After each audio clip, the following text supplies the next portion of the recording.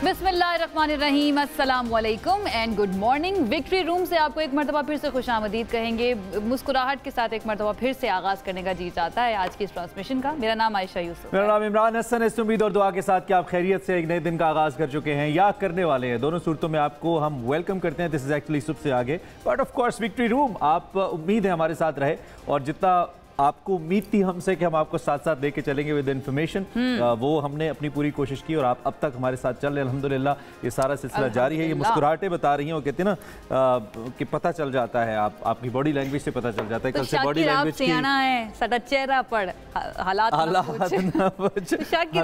ठीक है, अल्लाह का शुक्र है, ऑल इज गुड वेल। बहुत ज़बरदस्त एक नए हफ्ते का आगाज़ हुआ चाहता है, एक नए दिन का आगाज़ हुआ चाहता है और इस मुस्कुराहट के साथ और इस तयक्कुन के साथ आगाज़ हुआ चाहता है कि अगर आप अपने इदारों को बैक करें, अगर कौम एक मिलिट्री के पीछे खड़ी हो तो दुनिया की कितनी बड़ी माइट क्यों ना हो, आपसे 8 गुना बड़ी फौज क्यों ना हो, आप जीत के घर आते हैं। ऐसा ही है, सिर्फ टेक्नोलॉजी की बात नहीं है, टेक्नोलॉजी में भी हमने ज़ेर किया है, लेकिन जज्बा, पैशन, इंथुजियाज़म, शौक और इसके साथ साथ यकीन, जिसका जिक्र इमरान ने भी किया कि तयक्कुन और यकीन जो है वो जब आपका हो अल्लाह ताला की ज़ात के ऊपर, अपनी तैयारी के ऊपर, और उसके साथ साथ जब शहादत का जज्बा आपके अंदर कूट कूट कर भरा हो कि आपको पता है कि शहीद जिंदा हैं और हर सिपाही, हर ऑफिसर हमारा यही चाहता था कि वो अपने वतन पर कुर्बान हो जाए, तो फिर ऐसे जज्बे को आप किस तरह से शिकस्त दे सकते हैं। और सिर्फ मैं पाक अफवाज की बात नहीं करूँगी, हमें क्रेडिट देना चाहिए अपनी आवाम को, सबको, हमारी आवाम को, वो किस तरह से साथ साथ खड़ी रही हैं, चाहे वो बैटल फील्ड हो या फिर सोशल मीडिया हो या फिर आम आवाम, वैसे जहाँ से गुजर रहे थे हमारे अफसरान, हमारे सिपाही, और किस तरह से उन्होंने साथ दिया है, जज्बा बढ़ाया है, तो बेशक सबको सलाम पेश करते हैं। और पाक फौज के हम सभी ऑफिसर्स जवानों को कहते हैं बता के मारने का शुक्रिया। वैसे तो मारते ही हैं लोग, बता के मारने का शुक्रिया। ये सिर्फ कामयाबी नहीं, पैगाम है दुश्मन को कि पाकिस्तानी सिपाही, पाकिस्तान की आवाम जाग रहे हैं और जब भी वतन पुकारेगा, जब भी वतन की मट्टी पुकारेगी, वो सीना सपर होंगे, सीना तान कर खड़े होंगे। अल्लाह अर्ज़ पाक को सलामत रखे, हमारे मुआवज़े को अपनी हिफ्ज़ व अमान में रखे और वो इस्तकामत अता करे जिसके बायस उन्होंने आज हमारा सर फख्र से बुलंद किया। कल शाम इंतहाई, इनफैक्ट कल रात बहुत इंपॉर्टेंट प्रेस कॉन्फ्रेंस हुई। टाइमिंग इससे पहले थोड़ा जल्दी थी, बट आई बिलीव कि जब इंडिया की तरफ से एक प्रेस कॉन्फ्रेंस जिसके अंदर एक झूठ का अंबार सामने आया फ्रॉम द मिलिट्री ऑफिशियल्स, तो our military officials took their time, उन्होंने कहा इस पर भी ज़रा जाते जाते आए हैं इस गली में तो पत्थर ही ले चलें। तो हमने कहा ज़रा वो भी इसका जवाब दें। बड़े ज़बरदस्त तरीके से पाक फौज के जो तर्जुमान है मेजर जनरल शरीफ, जो लेफ्टिनेंट जनरल शरीफ, जिन्होंने मुसलसल ये मास संभाले रखा है, उन्होंने कहा कि अल्लाह का शुक्र है कि अल्लाह ने हमें फ़तह से नवाजा। अफवाज पाकिस्तान, उनकी जदीद सलाहियतें उनके पास मौजूद हैं जिनमें सिर्फ चंद का महदूद इस्तेमाल किया गया और हमने अपनी डोमिनेंस प्रूव की और जवाब दिया। दिस इंपॉर्टेंट, उन्होंने कहा हमने चंद का इस्तेमाल किया और अभी भी हमने बहुत सारे ऐसे पत्ते हैं जो छुपा कर रखे हुए हैं, तो हल्के में आपने नहीं लेना। कहा क्या उन्होंने, आपको सुनवाते हैं।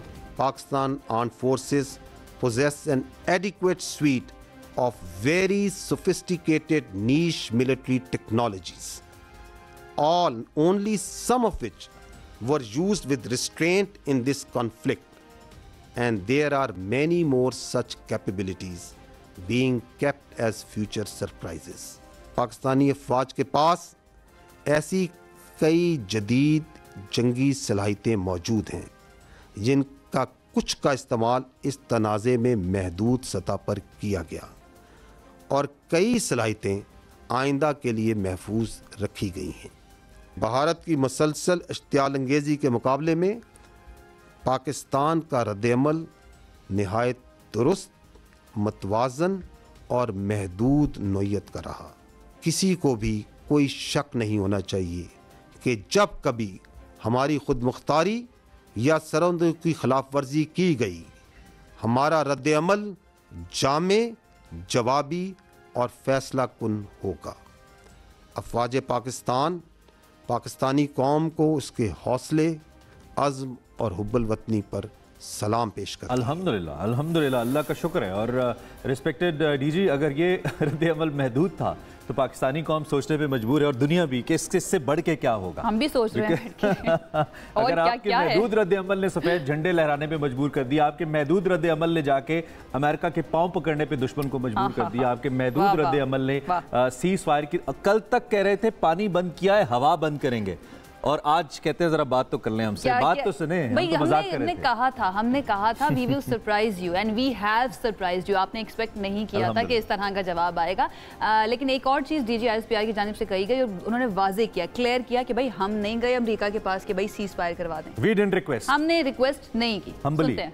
Pakistan never requested. So on 10th of May, after that response and retribution, that just retribution, targeting not the civilians, but those military establishments, those units, those places from where the attack on the civilians, the innocent civilians, the children was made, once they were neutralized and taken out. What was the public position of the Ministry of Defense of the Indian Armed Forces, who was asking for non-escalation once the just retribution of Pakistan Armed Forces have gone?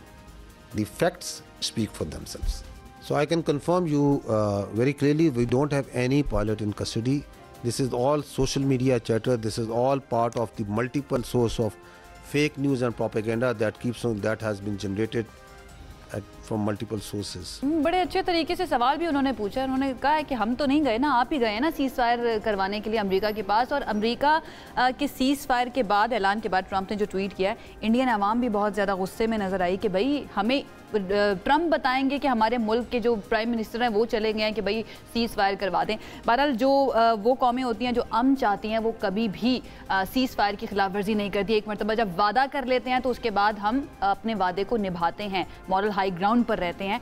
ये भी कहा गया DGISPR की जानिब से। सुनते हैं। I can state with 200% certainty that the Pakistan Armed Forces are holding the line of control ceasefire. No violation is being made by Pakistan Army or the armed forces, because we are a professional army and we strongly abide by the commitments that we make, and we follow in letter and spirit the orders of the political government. Pakistan is celebrating peace. You go to the streets and towns of Pakistan, the Pakistanis are celebrating peace. Does it make any sense for Pakistan to start violating the commitment that we made? It doesn't make any sense, because we are a peace-loving nation, peace within and without. However, if there is any aggression, we will respond. Indeed, we are a peace-loving nation, and this is what we have proven. I mean, हमने तो ना आपको provoke किया। कुछ 6 DG साहब की 6 ऐसी press talks पहले मौजूद है, प्रेसर्स मौजूद हैं, इसमें वो कहते रहे कि हमें क्यों प्रोवोक कर रहे हैं आप, हमें क्यों मार रहे हैं, हमारे बच्चों को क्यों मार रहे हैं, आप ऐसा ना करें, आप ऐसा ना करें, आप रुक जाएं। और उनका वो डायलॉग तो बड़ा ही फेमस हुआ कि हमें मत आजमाएं, आप हमारा सब्र मत आजमाएं। फिर भारत ने कहा नहीं हम आजमाएंगे। खैर, इस मौके पर चूंकि हमारे तीनों अफवाज की जो नुमाइंदगी है तीनों फोर्सेस की मौजूद थी, मजमूई तौर पर फौज को DG साहब रिप्रेजेंट करते हैं। With that air vice marshal Aurangzeb Pakistan air force को रिप्रेजेंट कर रहे थे, जो कि डिप्टी एयर चीफ ऑफिसर। उन्होंने बताया हमें एक दफ़ा फिर कि पाक फ़ज़ाइया को भारतीय फ़ज़ाइया के मुकाबले में 6-0 से कामयाबी हासिल हुई है। ये कोई 80s का हमारा हॉकी का मैच नहीं था, ये जंग था और इसमें हमने गिराए हैं जहाज़। I mean, it's never easy for any air force in the world. मजीद उन्होंने ट्रेनिंग के हवाले से बात की। उन्होंने कहा कि JF-17 थंडर या फिर कोई भी हमारी जो मशीन्स है, we know how to operate them. As I mentioned that we were giving special attention to the Rafales in the air, so we gave our remaining part of our attention to the S-400 on ground. PF's response remained very effective, very potent and very effect-based. PF hit maximum number of IF airfields in a single operational package since 1971. अरे वाह, क्या बात है। कल से औरंगजेब साहब छाए हुए हैं, कल से सोशल मीडिया पे बहुत से दिलों की धड़कन बन गए, सेलिब्रिटी हो गए, न्यू क्रश ऑफ पाकिस्तान बन गए हैं, मैं ये कहूंगी। और लेकिन सिर्फ इसकी बात नहीं है, पाकिस्तान एयरफोर्स जो है ना उसके बारे में अब पूरी दुनिया बात कर रही है। आपने टेलीग्राफ की वो हेडलाइन तो पढ़ी होगी, Pakistan air force the undisputed king of the skies. ठीक है, पूरी दुनिया के अंदर नंबर 1 के ऊपर आ गया, सेकंड टू नन। ये कल औरंगजेब साहब ने भी बात की थी। लेकिन हमारी नेवी जो है उसकी तैयारी भी पूरी थी, वो उनको मौका नहीं मिला यूटिलाइज करने का, आगे आने का, लेकिन तैयारी उन्होंने पूरी की हुई थी। पाक नेवी के वाइस एडमिरल रब नवाज उन्होंने कहा कि भारतीय जारियत का मुकाबला करने की नेवी पूरी तरह से तैयार थी। भारतीय जहाज विक्रांत को पहले दिन से मॉनिटर कर रहे थे और पाक नेवी की तैयारी देखकर दुश्मन को आगे बढ़ने की हिम्मत नहीं हुई। उन्होंने पूरी प्रेजेंटेशन दी कल DGISPR के साथ बैठ के, वो भी सुनते हैं। That we were keeping very close eye on the activities at sea. And this is essentially the Indian Navy surface disposition throughout these days. In coordination with the strike component of Pakistan Air Force, they were cockpit ready to generate any kind of response at that time, at all times. And I was in constant communication with the Deputy Chief of Air Staff, Air Vice Marshal Aurangzeb, at all times, and we were just ready. You know, if there is any aggression from the sea, we were there to respond effectively. ये सिर्फ वैसे जंगी बर्तरी नहीं थी जिसकी हम बात कर रहे हैं। पाकिस्तान की सिफारती हिकमत अमली, अस्करी महारत और कौमी इत्तेहाद का मजहर था। अल्हम्दुलिल्लाह रब्बिल आलमीन। दुनिया ने देखा कि पाकिस्तान ने न सिर्फ जंग रोकने की कोशिश की, बल्कि अगर पाकिस्तान ने यह भी साबित किया कि ज़रूरत पड़े तो फिर हम दुश्मन को आसानी से शिकस्त देना भी जानते हैं। और हर वो अमल किया पाक फौज ने। मैं उनको ट्रिब्यूट पेश करता हूँ। इतने मुश्किल ऑपरेशनल सिचुएशन के अंदर आयशा, आसान नहीं होता कि आप लोगों के जज्बात का भी ख्याल रखें। जंग जज्बात से नहीं लड़ी जाती। आजकल टेक्निकली आपको बड़ा स्ट्रांग होना पड़ता है, टेक्निकली बेहतर होना पड़ता है, लेकिन पाक फौज ने अवाम के जज्बात का भी ख्याल रखा। उन बच्चों का मैसेज भी भेजा जिन बच्चों मासूमों को कत्ल किया गया, और फिर उसके साथ साथ ये याद कराते रहे हर उस एक अटैक के साथ कि ये हम किसके लिए भेज रहे हैं। विद लव टू पठानकोट से लेकर विद लव टू भटिंडा सब कुछ हुआ, सब कुछ किया गया। और मीम्स की एक वॉर थी, लेकिन मुस्कुराहटें बरकरार रही ना। मीम्स की एक वॉर थी, और वो मीम्स की वॉर जो है वो भी पाकिस्तानियों ने कहीं जाने नहीं दी, और उसका तस्करा फिर कल हमारी बहुत ही सीरियस प्रेस कॉन्फ्रेंस के अंदर भी आ ही गया। That was lovely. वो बहुत ही मजे का एक टच था। आपको पता है ना कि जिस मरतबा पहले ये तीनों हमारे तर्जुमान जो है इन्होंने प्रेस कॉन्फ्रेंस की थी, उस वक्त नेवी के जो हमारे रिप्रेजेंटेटिव थे उन्होंने ज्यादा बात नहीं की थी, तो उनको कहा गया था he was the silent guy. तो उन्होंने मेंशन किया रब नवाज साहब ने कि next time when you think about the silent guy, just think that we believe in actions not words. Next time when you think of Pakistan Navy and the silent guy, please remember that with the help of Almighty Allah, our actions will always speak louder than words. Thank you very much. So the Indians didn't choose to come on the sea. Now you understand why. So actually, in fact, if you talk about this region, Pakistan is that silent guy, you know. Oh, yes. जब अपने मौके के ऊपर जिसको बोलना है, और आजकल के दौर में तो ये नहीं है कि आपने कब बोलना है ये या क्या बोलना है, ये है कि आपने क्या नहीं बोलना या कब नहीं बोलना। तो पाकिस्तान नोज इट अल्हम्दुलिल्लाह। और जहाँ तक PNS विक्रांत की बात है, मैं चलते चलते ये बताता चलूँ कि उन्होंने कहा कि वो और दुनिया के एयरक्राफ्ट्स हैं जिसके या शिप्स हैं जिसके बारे में आप बात करते हैं, 10-12 जहाज़ों को लैंड करा के अगर आप अपनी सी डोमिनेंस साबित करना चाहते हैं, तो उन्होंने मुस्कुराते हुए कहा कि ऐसा नहीं है, ऐसा नहीं हो सकता। It was about Pakistan navy, Pakistan army, Pakistan की बड़ी फौज। और अभी हमारी ज़मीनी उस तरह की कार्रवाइयों की तो ज़रूरत ही पेश नहीं आई, लेकिन इस सारे अमल के बाद इस शुक्र के साथ हम आगे बढ़ने की कोशिश करते हैं कि अल्लाह ने हमें डोमिनेंस दी, और उसकी वजह हमारा सब्र था, उसकी वजह उन मासूम बच्चों की जानें थी जो कि हमने गंवाई, और उसकी वजह पहलगाम अटैक से पाकिस्तान का कोई ताल्लुक ना होना था, जो पाकिस्तान हमेशा कहता है। बिल्कुल ऐसे। और ये हम नहीं कह रहे हैं, हम नहीं कह रहे हैं, सिर्फ ये पूरी दुनिया बात कर रही है। आप कोई भी इस वक्त इंटरनेशनल मीडिया, कोई भी बड़ी मीडिया आउटलेट उठाकर देख लीजिए, उन्होंने कहा है कि पाकिस्तान जो है वो विक्टर है इस सारी सिचुएशन के अंदर।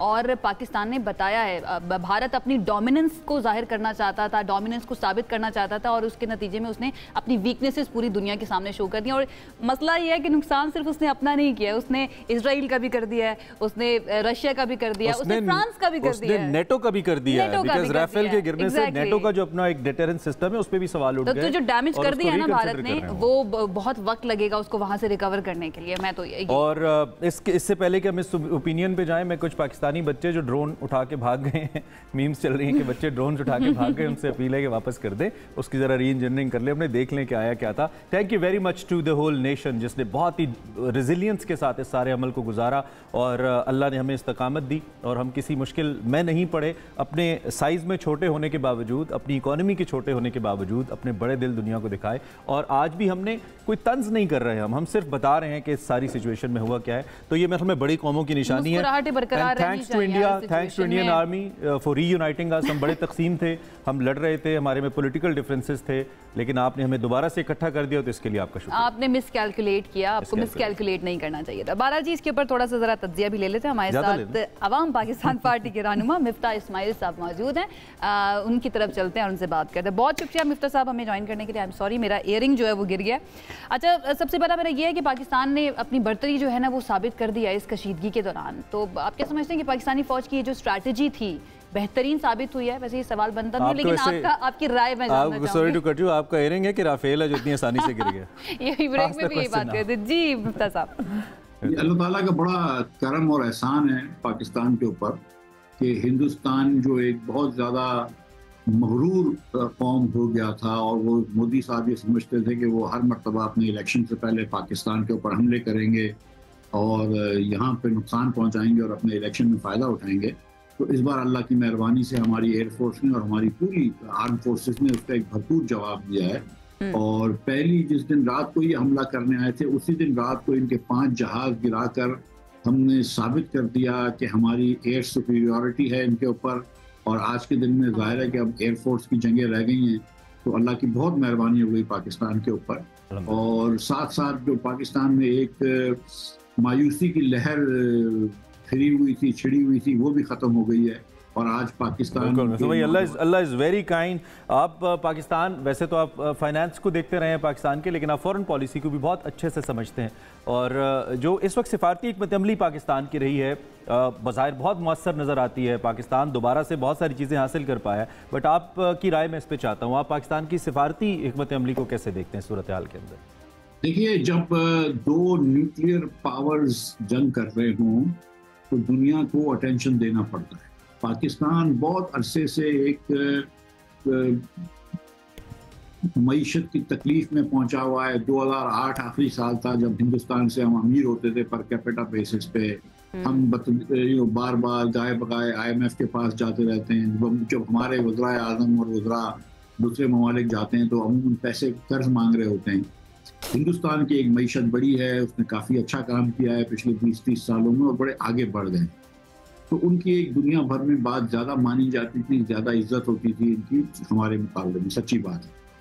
इस बार क्योंकि ना इन्होंने कुछ तहकीक की बात की, जो हमने कहा था कि तहकीक करा लो, अगर आपके यहाँ कुछ वो टेररिज्म हुआ है तो तहकीक कर लो कि क्या किसने किया है। ना इन्होंने कोई सबूत दिए, बल्कि जब हमारे ऊपर हमला किया तो दुनिया भर में इन पे ये बात हुई कि यार ये हिंदुस्तान जाती कर रहा है पाकिस्तान के ऊपर। और फिर जब हमने उनकी पिटाई की, सच्ची बात है कि मतलब जब हमारी एयरफोर्स ने जब उनके साथ ये किया जो हमने किया है उनके साथ, तो फिर उनकी सुक्ति भी हुई कि यार पाकिस्तान की एयरफोर्स बहुत तेज़ है, और हिंदुस्तान की पिटाई की और हिंदुस्तान ने अपने आप को कुछ ज़्यादा वो समझ लिया था। तो मैं समझता हूँ कि डिप्लोमेटिकली भी, देखिए इज्जत जो होती है ना वो सिर्फ डिप्लोमेटिक स्किल से नहीं होती, इज्जत होती है पैसों से, कि पीछे मईशत कैसी है, पीछे मिलिट्री कैसी है। तो हमारी मिलिट्री ने हमारी इज्जत जो है तो दुनिया में but finally cease fire America को आना पड़ा और सीज फायर करनी पड़ी। लेकिन सवाल ये है, और ये मुख्तलिफ हलकों की तरफ से उठाया जा रहा है, कि हम कितना ट्रस्ट कर सकते हैं इस सीज फायर के ऊपर, या कितनी पायदार हो सकती है ये सीज फायर। और जिस तरह ड्रोन के जरिए भारत ने यहाँ पर भेजे, पाकिस्तान ने वहाँ पर भेजे, हम क्या समझे, is it going to be a new normal, इस तरह से दरअंदाजी होना बॉर्डर की? देखिए, ये बिल्कुल न्यू नॉर्मल नहीं बनना चाहिए। और ये ड्रोन एक दूसरे के मुल्क में भेज देना या दीगर चीजें करना, ये हिंदुस्तान भी कर सकता है, ये हम भी कर सकते हैं। लेकिन ये कोई मौजूद तरीक़ाकार तो नहीं है ना। जितनी मरतबा मोदी साहब को इलेक्शन आ रहा हो या इलेक्शन में उनको सियासत में मुश्किल हो रही हो, तो पाकिस्तान के ऊपर हमला तो नहीं कर सकते। तो एक चीज़ तो पाकिस्तान ने दिखा दी ना कि हम बांग्लादेश नहीं है, हम नेपाल नहीं है, हम श्रीलंका नहीं है कि तुम जो मर्जी कर लो, हमारे पर अगर कुछ करोगे तो कॉस्ट देनी पड़ेगी उसको। आज जितनी मोदी की सुक्ति हुई है हिंदुस्तान में, आज हिंदुस्तान का वो मीडिया था जो 2 रात पहले ये चिल्ला रहा था कि कराची पोर्ट पे इन्होंने हमले कर दिए और फैसलाबाद में आ गए, बल्कि फैसलाबाद के पोर्ट्स की बात कर रहा था। क्या करा दिया जी? लाहौर सिटी के ऊपर हमला कर रहे थे, लाहौर को वापस लेने की बातें कर रहे थे, जनरल आसिम मुनीर को अरेस्ट करने की बातें कर रहे थे, जो पागल वाली बातें कर रहे थे, इस्लामाबाद पे कब्जे की बातें कर रहे थे। आज वो हिंदुस्तान के अंदर जो एक बॉलीवुड का तमाशा लगा हुआ था, और ये मोदी की टीम ने लगाया था, ये मोदी की बीजेपी के जो सोशल मीडिया का विंग है, इन्होंने लगाया, झूठी खबरें देना और झूठ के अंदर जिंदा रहना। आज पाकिस्तान के ड्रोनों ने, पाकिस्तान के मिसाइल्स ने, खासतौर पर पाकिस्तान के एयरफोर्स के वो जो एयर टू एयर मिसाइल्स पहले दिन जो मारे थे जिसपे राफेल गिराए हैं, उन्होंने ये सारे मोदी के उसको खत्म किया है।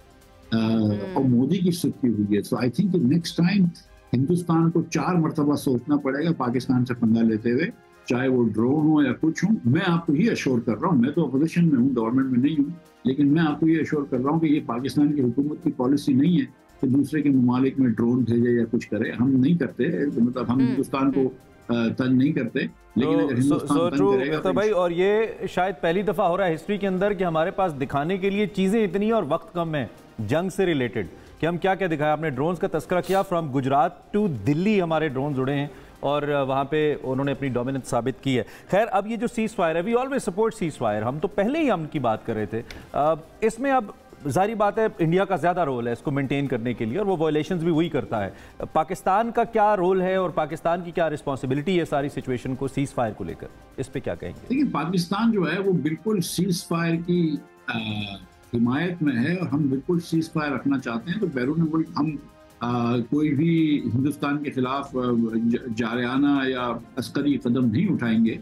सीज फायर हमारी पसंद जरूर है, लेकिन हमारी जरूरत नहीं है।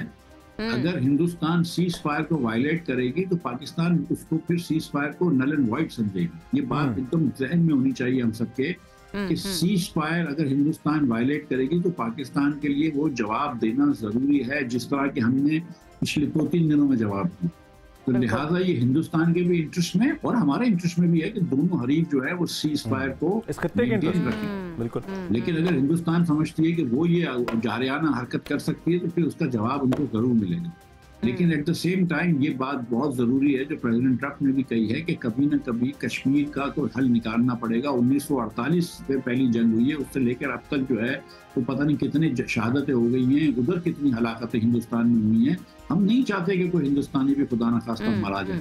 हम नहीं चाहते कि कोई और मजहब का कोई मुसलमान हो हिंदुस्तानी या कोई हिंदू हिंदुस्तानी हो या कोई भी हो, वो भी किसी के माँ के बेटे होते हैं। हम किसी को मारना नहीं चाहते। हम चाहते हैं कि इसका एक तस्वीर अगर हो जाए तो बहुत अच्छी बात है कि अगर सारे लोग बैठ के कोई हल निकाल लें। अब प्रेसिडेंट ट्रंप ने जो है वो एक ऑफर दी है। मैं समझता हूँ कि हिंदुस्तान को भी इस ऑफर से फायदा उठाना चाहिए, पाकिस्तान को भी, और बैठ के बात कर लेनी चाहिए। बहुत अच्छी बात आपने मिफ्ता साहब की है कि हमारी ख्वाहिश ज़रूर है सीज फायर, हमारी ज़रूरत नहीं है। और लग ऐसे रहा है कि क्योंकि ट्रंप को हम सब जानते हैं, जितना हम अंडरस्टैंड करते हैं उनकी पॉलिटिक्स को, कि वो कर सकते हैं, कुछ भी किया जा सकता है। तो लेट्स होप कि ये पॉजिटिव हो पाकिस्तान और इस खित्ते के लिए कश्मीर का मसला जो है वो हल हो जाए। अच्छा, मौजूदा सिचुएशन में मिफ्ता साहब हमें नज़र आया कि पूरी कौम मुत्तहिद है, हर कोई चाह रहा था कि भारत को सही जवाब देना चाहिए, लेकिन फिर भी इख्तलाफात तो हैं ही हमारी सियासी जमातों के दरमियान। आपको लगता है कि ये तलखी और ये अदम इस्तेहकाम जो है, स्पेशली पॉलिटिकली, ये भी मुल्क के लिए नुकसानदेह साबित होता है? मुल्क कोई भी अच्छा काम नहीं कर सकता अगर मुल्क एक साथ नहीं खड़ा। ये जो हिंदुस्तान से आप जो ये मुकाबला जीते हैं ना, इसकी एक वजह ये भी है कि पूरा पाकिस्तान एक साथ खड़ा है। किसी पाकिस्तानी ने ये क्वेश्चन नहीं किया कि यार ये क्यों कर दिया और ये क्यों कर दिया। पाकिस्तानी ने जब फौज ने फैसला किया कि हम इसके ऊपर अब आप जवाब देंगे हिंदुस्तान का, हम लोगों ने कहा बिस्मिल्लाह आप दीजिए। जब रात को 1:30 बजे उन्होंने नूर खान के बेस के ऊपर मारने की कोशिश की थी, तो हमारे लोग जो आम आवाम थी पाकिस्तान की, वो भागी नहीं, वो झंडे लेके नूर खान आओ। कमाल था। तो पाकिस्तान कौम ने अपनी फौज के साथ खड़ा रहा, फौज कौम के साथ खड़ी रही और हम इंशाल्लाह आगे बढ़े। अल्लाह ने हमको फतह दी। बिल्कुल। तो इस तरह अगर हर चीज में हम साथ रहें, हर वक्त अगर लड़ाइयाँ करते रहेंगे आपस के अंदर कोई तो फिर आगे नहीं बढ़ सकेंगे। और इसके अंदर हुकूमत को पहल करनी होगी। और ये दूसरी बात, तो मौजूदा हुकूमत की जो पॉलिसीज हैं इनको लेकर मिफ्ता भाई आपका क्या टेक है? जो मौजूदा पॉलिसी, आज तो मैं मौजूदा हुकूमत के ऊपर कोई तनकीद नहीं करना चाहता हूँ, क्योंकि आज एक खुशी का दिन है। ये हफ्ता मैं समझता हूँ हम सबके लिए बहुत खुशी का दिन है कि अल्लाह ताला ने हमको एक बड़ी आफत से बचाया और दुनिया में हमको सुरखरू किया, हमारी इज्जत बहाल की, हमारी इज्जत बढ़ाई है। और मैं अल्लाह ताला से दुआ ही कर सकता हूँ कि ये जिस तरह कौम एक साथ बन के खड़ी रही है और सबने मिल के काम किया है, इस तरह आइंदा भी होता रहे। और हुकूमत बजट आएगी तो हम बिल्कुल उसके ऊपर जो भी गलतियां होंगी तनकीद करेंगे। अभी भी मैंने आपसे बताया कि पिछले साल उन्होंने कुछ काम नहीं किया है, लेकिन आज के दिन मैं इनको रियायत दे रहा हूँ। चलो आज मैं आपकी तनकीद नहीं करता हूँ, लेकिन अल्लाह करेगा तो इंशाअल्लाह पाकिस्तान के लिए वो एक बेहतर, यही जमहूरियत का हुस्न है और यही हमारा और आपका बड़ापन है कि हम अपने इख्तलाफात उस वक्त साइड पे रख दे जब कौम के ऊपर बुरा और कड़ा वक्त है। आपका बहुत शुक्रिया मिफ्ता इस्माइल साहब, former finance minister Pakistan.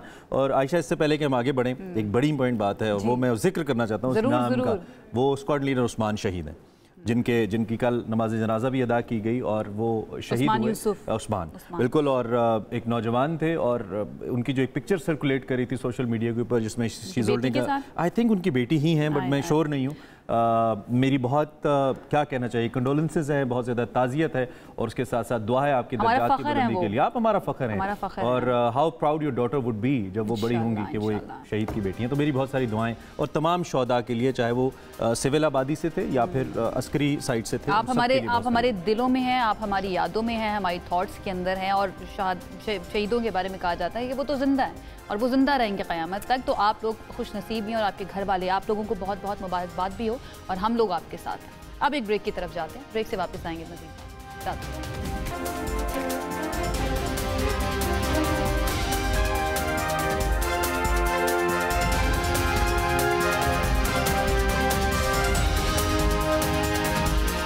Welcome back to the victory room. There are so many stories जिनके बारे में हम कह सकते हैं अल्हम्दुलिल्लाह पाकिस्तान में उसको सबकत मिली है। पाकिस्तान और भारत के दरमियान आपको पता है जंग तो जारी थी, कशीदगी तो अब इसको कशीदगी से तो आगे की बात थी, लेकिन ये सिर्फ सिफारती और अस्करी महाज पर नहीं थी बल्कि खेलों की दुनिया भी इससे शदीद मुतासर हो रही थी और दोनों तरफ हो रही थी। और जैसा कि भारत का एक पुराना वतीरा रहा है कि उसने क्रिकेट को सियासत के अंदर या सियासत को क्रिकेट के अंदर टूल की तरह इस्तेमाल किया और उसकी फिर जद में फिर आप अपने दाम में सयाद आ गया ना, फिर खुद भी मुतासिर हो गया। बिल्कुल ऐसा ही है। पाकिस्तान सुपर लीग जैसा बड़ा और मकबूल टूर्नामेंट जो है, आपको पता है कि वो जारी था, लेकिन इस सारी सिचुएशन की वजह से, इस कॉन्फ्लिक्ट की वजह से उसको मुअत्तल करना पड़ा। फिर हमने देखा कि जो इंडियन मीडिया उसको मॉक कर रहा था बहुत ज़्यादा और बार बार बात करते भाई आप खिलवाएं ना, आप पिंडी के अंदर करवाएं मैचेस। और उसके बाद थोड़ी देर बाद खबर आती है कि आईपीएल जो है उसको भी सस्पेंड कर दिया जाता है। अच्छा, अब इनको बता देते हैं, खिलवा देंगे, मतलब इट्स ओके, नो वरी। यार जी, मईशत की बात करें, ब्रॉडकास्टिंग और दुनिया भर में पाकिस्तान के सॉफ्ट इमेज के लिए ये सारी सिचुएशन कितनी ज़्यादा इंपॉर्टेंट है। और अब पीएसएल जो है इसको गैर मुअय्यना मुद्दत के लिए हमें मुलतवी भी करना पड़ा था। अब जंगबंदी का ऐलान हो चुका है, हालात नज़र आ रहा है कि पुरसुकून है, लेकिन सवाल ये है कि पीएसएल का मुस्तकबिल अब क्या होगा। अभी तक हमें नुकसान क्या क्या हुआ है और किस तरह से रिज्यूम करेंगे हम इस सारी एक्टिविटी को पाकिस्तान क्रिकेट की, इसके ऊपर हमने बात करनी है। ऑलमोस्ट 8 मैचेस आई थिंक हमारे रहते हैं और अब क्या ये गैर मुल्की वेन्यू पर जा रहे हैं। हमारे साथ माजिद भट्टी साहब मौजूद हैं। माजिद भट्टी साहब अस्सलाम वालेकुम, गुड मॉर्निंग। जी वालेकुम अस्सलाम, आपको भी very much for joining us, बहुत शुक्रिया। आप कैसे हैं सर? आपने जंग कैसी गुजारी, कैसी रही आपकी जंग के दिन? आप ऐसे पूछे जैसे ईद का पूछ रहे, ईद कैसी गुजारी? मैं भट्टी साहब को टेक माशाल्लाह बहुत अच्छा रहा और पाकिस्तान को चले क्रिकेट के मैदान से तो खुशियां इतनी नहीं मिल रही थी, लेकिन जंग के महाज से जितनी अच्छी खबरें आई और कौम जिस तरह कल इतवार के दिन यहाँ कराची में सड़कों पर निकली हुई थी और सेलिब्रेट कर रही थी, तो ऐसे पाकिस्तानी फख्र होता है कि हमारी फौज जो है उसने हमारा सर फख्र से साहब। अब मेरी इस सूरत हाल में एक प्रेडिक्शन भी है और वो प्रेडिक्शन ये है कि अब जिस दिन पाकिस्तान इंडिया का मैच होगा, ये मैं ऑन एयर कह रहा हूँ कि इंशाल्लाह you will see a significant change और आप देखिएगा उसका नतीजा पिछले सब मैचों से मुख्तलिफ होगा। इस जंग ने बहुत इम्पैक्ट किया हर चीज को, क्रिकेट भी उनमें से एक है। ये मेरा ये इंशाल्लाह मेरा दावा। भट्टी साहब, हम इनको बाबा जी कहते हैं, ये हमारे सुबह से आगे की टीम के बाबा जी हैं, ये प्रेडिक्शंस करते हैं और उसके बाद अगले दिन आगे कहते हैं मैंने कहा था ना, हम कहते हैं बिल्कुल सही बात। बट आई फील कि क्रिकेट के ऊपर पॉजिटिव। आयशा कह रही है कि बाबा जी तो कोई तोता तो नहीं पाल लिया आपने? हमारे तोते कबूतर सारे ठीक चले हैं सर। उसकी वजह ये थी कि अल्लाह पे जब आपका ईमान हो और आप आजिज हैं, क्योंकि अल्लाह को इज्जत पसंद है और आजिज हम थे, हमारी फौज आजिज थी, सब कुछ होने के बावजूद कह रहे थे कि हमने नहीं लड़ना। लेकिन वो एक मशहूर मकूला है ना कि जब आप ताकतवर हो तो कमजोर नजर आए, कमजोर हो तो ताकतवर नजर आए। और भारत ने गलती ये की कि ताकतवर था, ताकतवर नजर आया, मार खा गया। यही सूरत हाल बनी उसके साथ। खैर बड़ी साहब, come to the cricket sir. जी जी जी बड़ी साहब, देखिए झूठ का मुंह हमेशा काला होता है। जितना उनके मीडिया ने नेगेटिव प्रोपेगेंडा किया, लेकिन हमने एक पॉजिटिव चीज रखी और हमने कहा कि आप पहल करेंगे। उनकी तरफ से जो पहल हुई उसका हमने जवाब दिया और अल्हम्दुलिल्लाह आज हम लोग सुरखरू हुए और हर जगह हमारा नैरेटिव जो है उसकी दुनिया तारीफ कर रही है। बेशक बेशक अल्हम्दुलिल्लाह। पीएसएल के ऊपर आ जाते हैं। शायकीन जो है, मैं ये तो नहीं कहूँगी कि उनको धचका लगा, क्योंकि सबकी तवज्जो जो है इस कॉन्फ्लिक्ट के ऊपर आ गई थी, लेकिन अगेन हमें रिज्यूम तो करना ही है अपनी नॉर्मल एक्टिविटीज़ को, कारोबारी ज़िंदगी को आगे लेकर बढ़ना है। पीएसएल का क्या खबरें आ रही हैं, क्या होने जा रहा है और किस तरह से रिज्यूम होगा सब कुछ दोबारा से? देखें, ऐसा इस जंग में जो सबसे बहुत सारी बुरी चीजें हुई, लेकिन इंडिया ने एक और घटिया हरकत की कि हमारे क्रिकेट ग्राउंड को अटैक किया। इंडी स्टेडियम जहां रात में पीएसएल का मैच होना था, वहां जब ड्रोन आके गिरा तो जाहिर है फॉरेन प्लेयर्स जो थे उनमें तो ऑलरेडी तशवीश थी कि पाकिस्तान और इंडिया जंग के दहाने पर खड़े में, तो उसके बाद फिर PSL को पहले मुलतवी करके दुबई भेजा गया और फिर फाइनली खत्म किया गया और फॉरेन प्लेयर्स जो हैं वो अब अपने अपने घरों को पहुंच चुके हैं। ये भी पाकिस्तान की एक सिफारती कामयाबी थी कि पाकिस्तान के पास उस वक्त एयरक्राफ्ट नहीं था।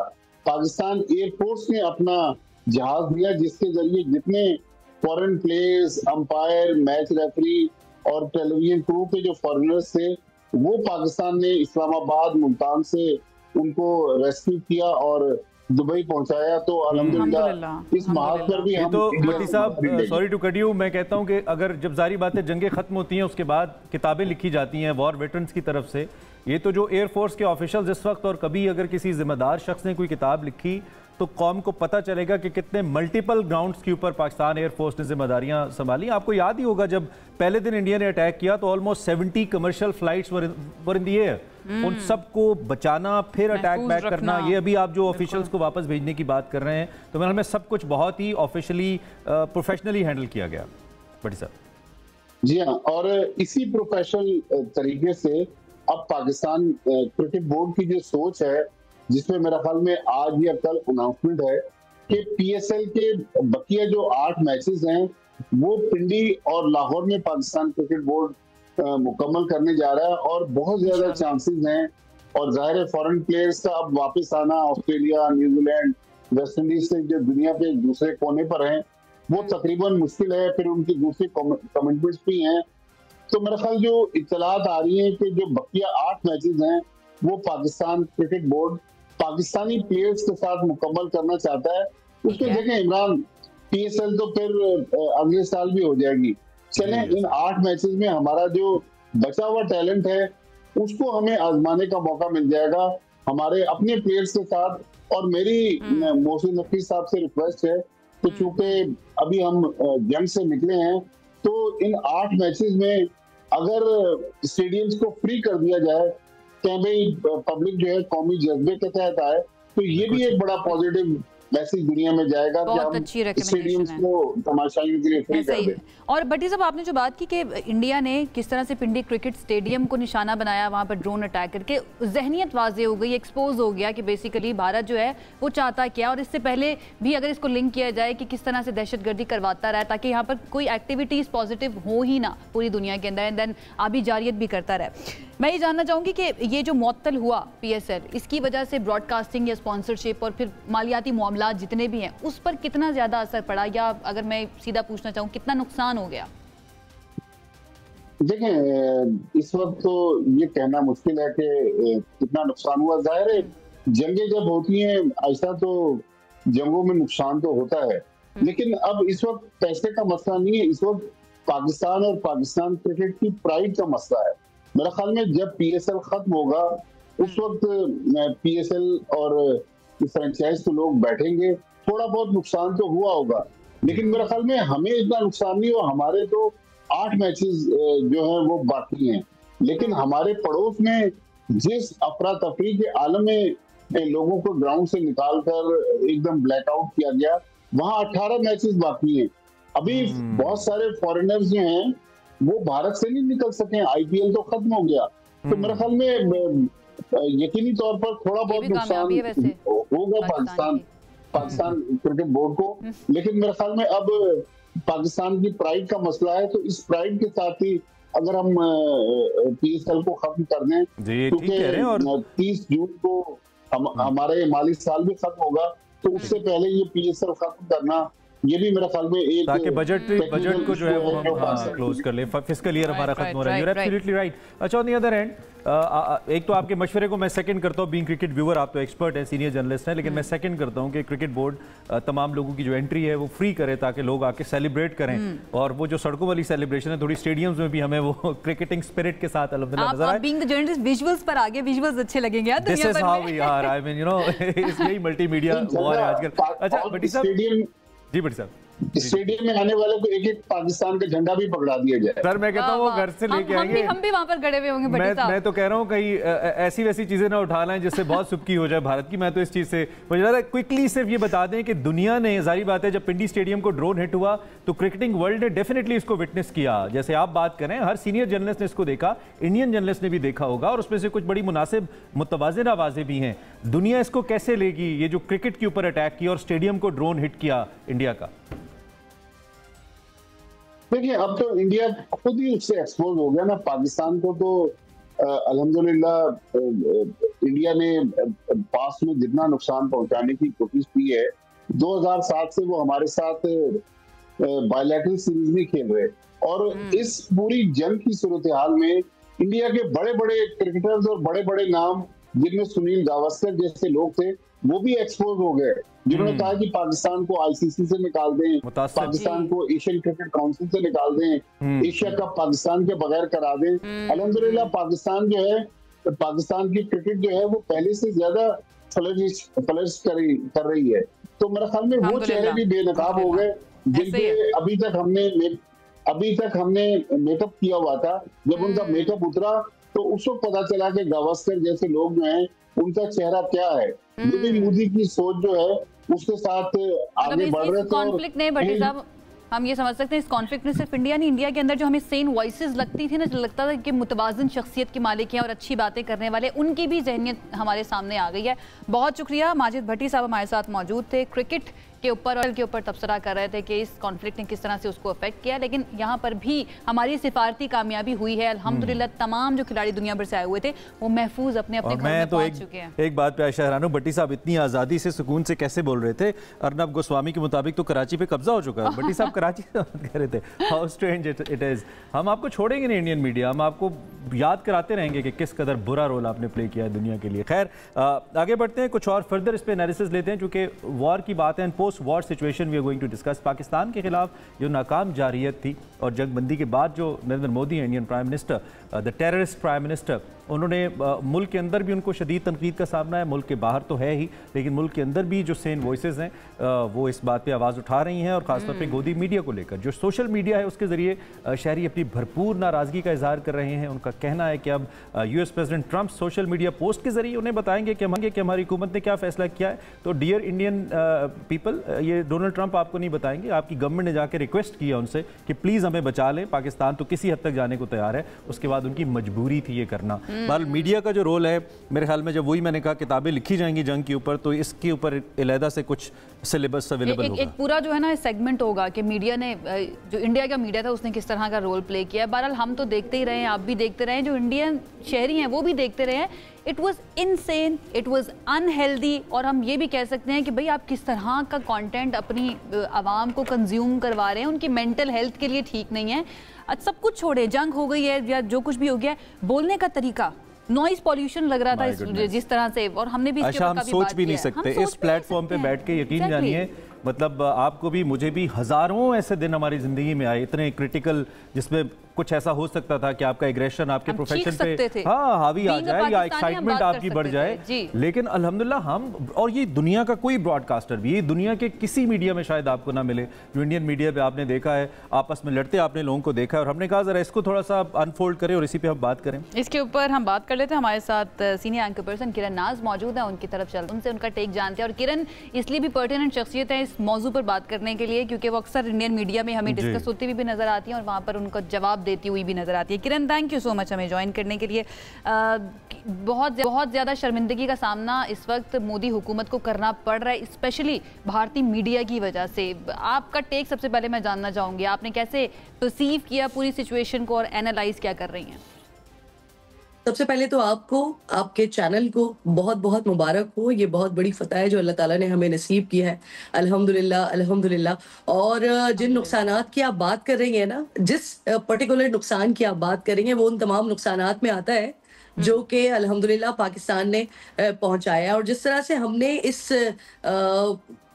काम का बाकायदा तौर पर आगाज किया था। पहले 4 दिन का हमने इंतजार किया था, सब्र किया था, और फिर उसके बाद फजर से लेकर असर तक में तमाम का तमाम मामला जो है हमने निपटा दिया था। वो वसीम बदामी हमारे साथी एंकर हैं, वो बड़ा मजे का एक डायलॉग उन्होंने इजाद किया इस सारी सिचुएशन में। वो कहते हैं कि फजर का असर मतलब इससे ज्यादा बड़ा तो हम रोजा रख लेते हैं, फजर से मगरिब तक का। लेकिन ये तो एक लाइटर नोट पे बात हो गई, लेकिन जिस काम का हमने आगाज किया था, जिस सूरह सफ की आयत के साथ हमने आगाज किया था, इन्नल्लाह युहिब्बुल लज़ीना युक़ातिलूना फी सबीलिही सफ़वन कान्नहुम बुनियानुम मरसूस, यानी अल्लाह रब्बिल जलाल मोहब्बत फरमाता है उन लोगों से जो अल्लाह की राह में सीसा पिलाई हुई दीवार की तरह लड़ते हैं सफ़े बांधकर। तो अल्लाह ताला ने मोहब्बत फरमाई, अल्लाह ताला ने नुसरत फरमाई। क्या हम तसव्वुर कर सकते थे? और जिस तरह से हमारा एक जायचा बनाया जाता था, जिस तरह से हमारा नक्शा बनाया जाता था, और उसमें कोई इबहाम भी नहीं था कि वो इतनी बड़ी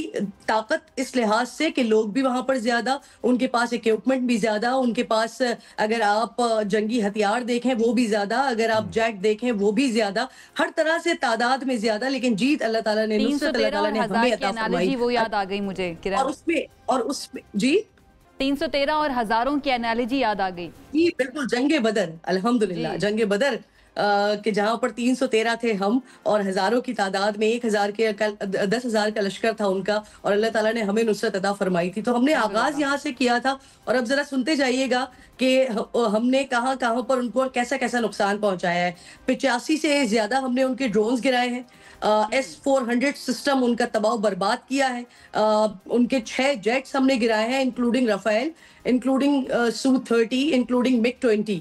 इसके साथ साथ फिर हमने जो है वो ब्राह्मोस मिसाइल, इसका बड़ा गुरूर था, बड़ा एरोगेंस था, वो भी हमने तबाह बर्बाद किया है। गोदी मीडिया को हमने तबाह बर्बाद किया है, और नरेंद्र मोदी की सियासत को हमने तबाह बर्बाद किया है। पिछला जो नरेंद्र मोदी का इलेक्शन गुजरा है उसमें आप बहुत अच्छे तरीके से जानती हैं कि उनको वो सादा अक्सरियत नहीं मिल पाई थी, और हमेशा से नरेंद्र मोदी के इलेक्शन टैक्टिक्स भी यही होते हैं कि वो मुसलमान दुश्मनी और पाकिस्तान दुश्मनी का नारा बुलंद करते हैं और उसके बाद वो इलेक्शन में वोट्स हासिल करते हैं।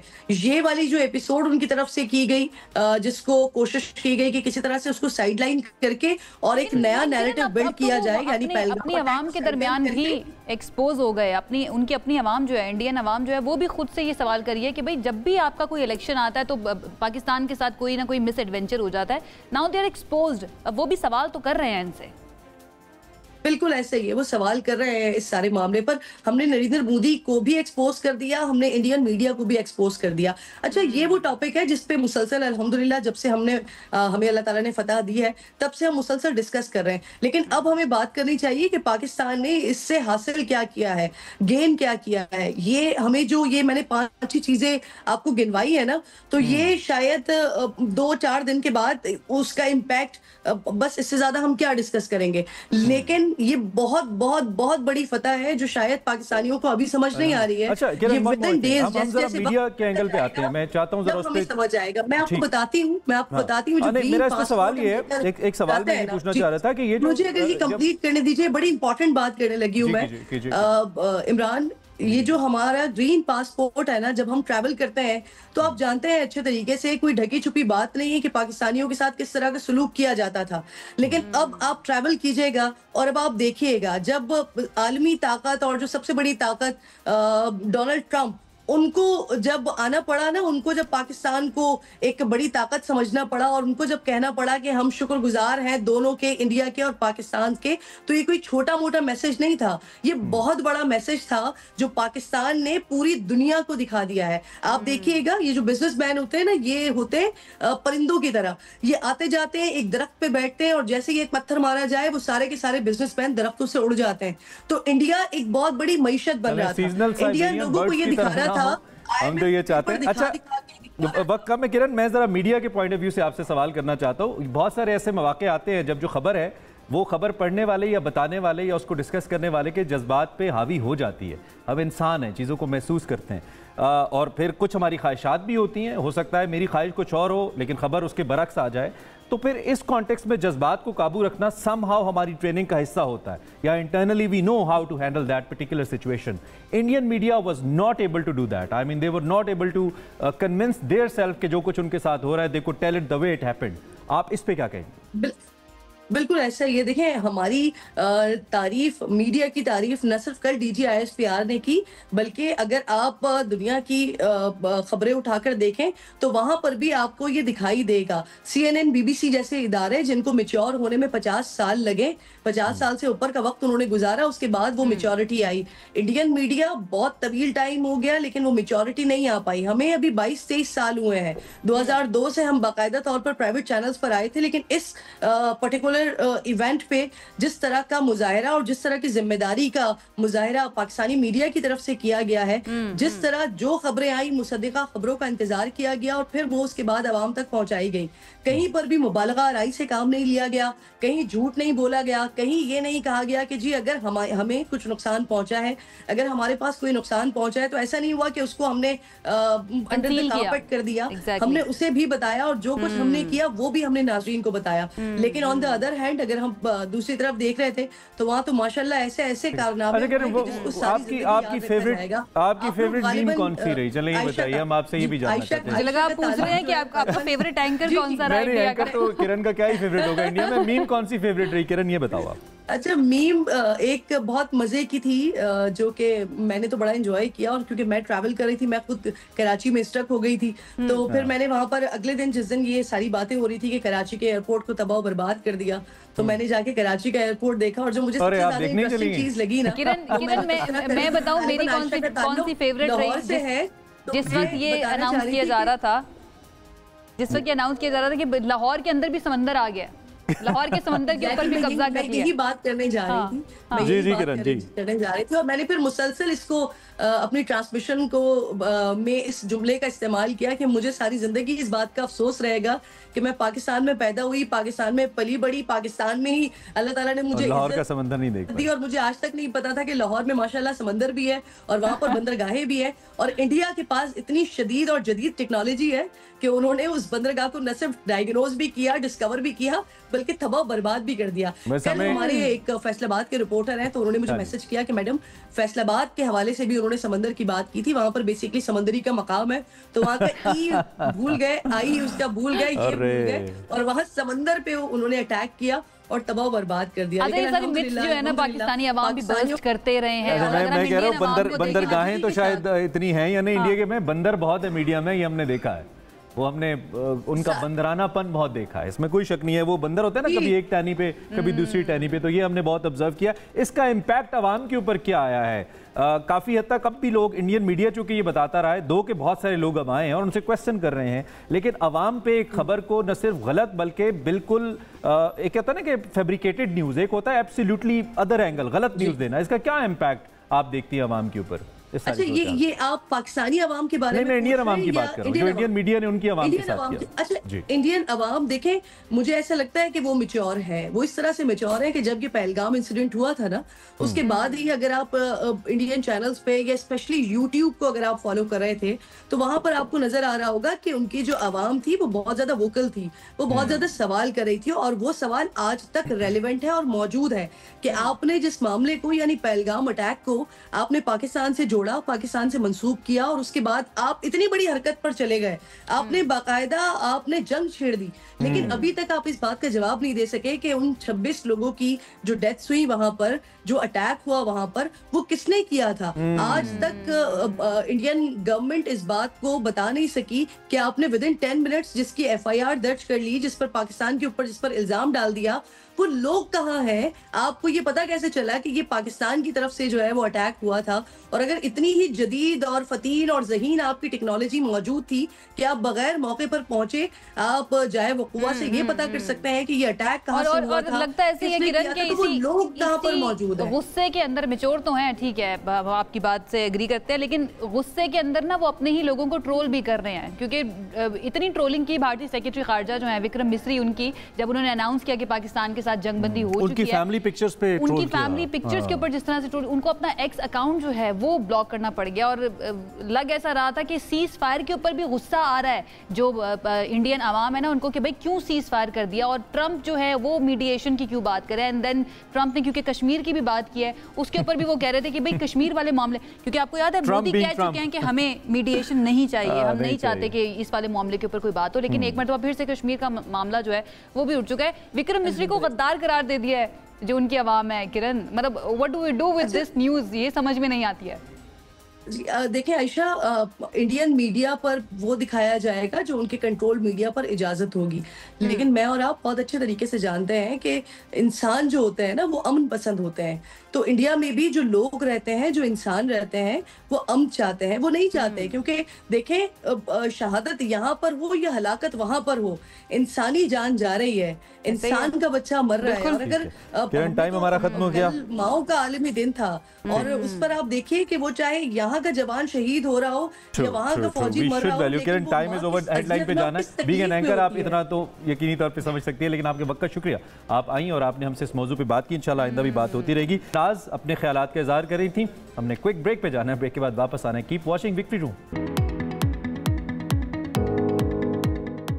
Welcome back once again. बात हो रही है जीत और फतूहात की, तो बॉक्सिंग की दुनिया में इस वक्त पाकिस्तान की खातून बॉक्सर से आपकी मुलाकात करवानी है। हम बात करें एक ऐसी खातून की, एक ऐसी यंग प्लेयर की, एथलीट की, जिनका नाम आलिया सोमरो है। इन्होंने बैंकॉक में प्रोफेशनल बॉक्सिंग के अंदर फाइट में मद्दे मुकाबिल थाई बॉक्सर को नॉकआउट किया, बड़ी फतह हासिल की। थाईलैंड की जो बॉक्सर थी उनको आलिया सोमरो ने इतना मारा, ऐसे मुक्के बरसाए कि बिल्कुल जैसे पीएफ ने आईएफ को मारा, ताब ना ला सकी और ढेर हो गई। तारीफें की जा रही हैं आलिया सोमरो की और बनती भी है भाई। इस तरह की जब जीत हो तो इसके ऊपर सिर्फ उनके घर वाले नहीं बल्कि पूरी कौम को, पूरी दुनिया को तारीफें करनी चाहिए। और क्योंकि उन्होंने पाकिस्तान का नाम रोशन किया तो ऐसा कैसे पॉसिबल है कि सबसे आगे की मेहमान ना बने आलिया। तो हम लेकर आए आलिया को आपके लिए, आपसे मुलाकात करवाने के लिए। आलिया अस्सलाम वालेकुम, कैसी हैं आप?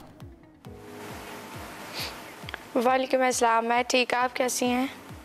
मैं बिल्कुल ठीक ठाक अल्हम्दुलिल्लाह। बहुत बहुत मुबारक हो आपको, कैसा लग रहा है जीत कर? खैर मुबारक। कहते हैं ना कि बड़ी मुश्किल के बाद अगर आप एक जीत हासिल करें तो फिर वो खुशी की कोई इंतहा ही नहीं होती। आलिया अच्छा मैच हो गया, अब आप जीत गई हैं, सो स्माइल कर सकती हैं आप। Easy. Thank you so much for joining us. Thank you so much for joining us. We are so proud of you. आपने जैसे जीत के बाद आपके जो एक्सप्रेशंस थे और फिर the way you wearing a green, बहुत ही कमाल था। कितने अरसे से सोचा था ऐसी चैंपियनशिप को जीतने का, कितनी इसके अंदर आपकी स्ट्रगल रही है और आप यहाँ तक पहुँची हैं? थोड़ा सा अपने सफ़र के बारे में बताइए हमें। सबसे पहले तो मैं हम न्यूज़ की बहुत शुक्रगुजार हूँ जिन्होंने मुझे मौका दिया बात करने का और मेरे टैलेंट को सराहा। और बात की जाए मेरे सफ़र की तो आपको पता है कि जो बच्चे रिमोटेड एरिया से और पुअर फैमिली से ताल्लुक़ रखते हैं तो बाज़ औक़ात लोग उसे सपोर्ट नहीं करते। मैं तकरीबन 13 साल से इमेच्योर बॉक्सिंग खेल रही हूँ और कोई सपोर्ट नहीं था। पाकिस्तान टीम से 3 बार काटा गया, सिलेक्शन होने के बावजूद मेरी जगह किसी और को भेज दिया गया। तो ऐसा ही हुआ कि मैं अपने स्पॉन्सर्स अरेंज नहीं कर पाई, इस वजह से उन्होंने जो है मेरी जगह किसी और को भेज दिया। फिर मैंने कहा क्यों ना मैं इमेच्योर बॉक्सिंग खेलूं और मेरे बहुत ही अच्छे दोस्त भी हैं और मैनेजर भी हैं हमारे। तो उन्होंने मुझे एक मशवरा दिया कि you are a big talented, तो तुम बहुत बड़ी टैलेंटेड हो, तुम्हें बात करना आती है, तुम्हें लोगों से मतलब तुम्हारा एक लेवल है, तुम्हारी गेम के हिसाब से तुम स्पॉन्सर्स ढूंढ सकती हो। रमज़ान में, रोज़े में, शदीद गर्मियों में मैंने अपने स्पॉन्सर्स ढूंढे और अपने लिए बड़ी आगे पीछे घूमी, काफ़ी कंपनीज़ के पास गई, किसी ने कोई रिस्पॉन्स नहीं किया। फिर मैंने एक कमेंट किया था टिकटॉक पर, जो माहीगीर के सरदार हैं हुसैन असलम भट्टी, उनको मैंने कमेंट किया था, उन्होंने किसी को सपोर्ट किया उस वे पे। फिर उन्होंने 2 दिन के अंदर मुझे उसका रिप्लाई किया और 2 दिन में मुझे अपने पास बुलाया और फिर मेरे सारे अखराजात देखे, तमाम चीज़ें। फिर उनको देख के नबील कबूल साहब, नादिर कबूल साहब ने स्पोर्ट्स मिनिस्टर तक बात पहुंचाई, उन्होंने भी सपोर्ट किया।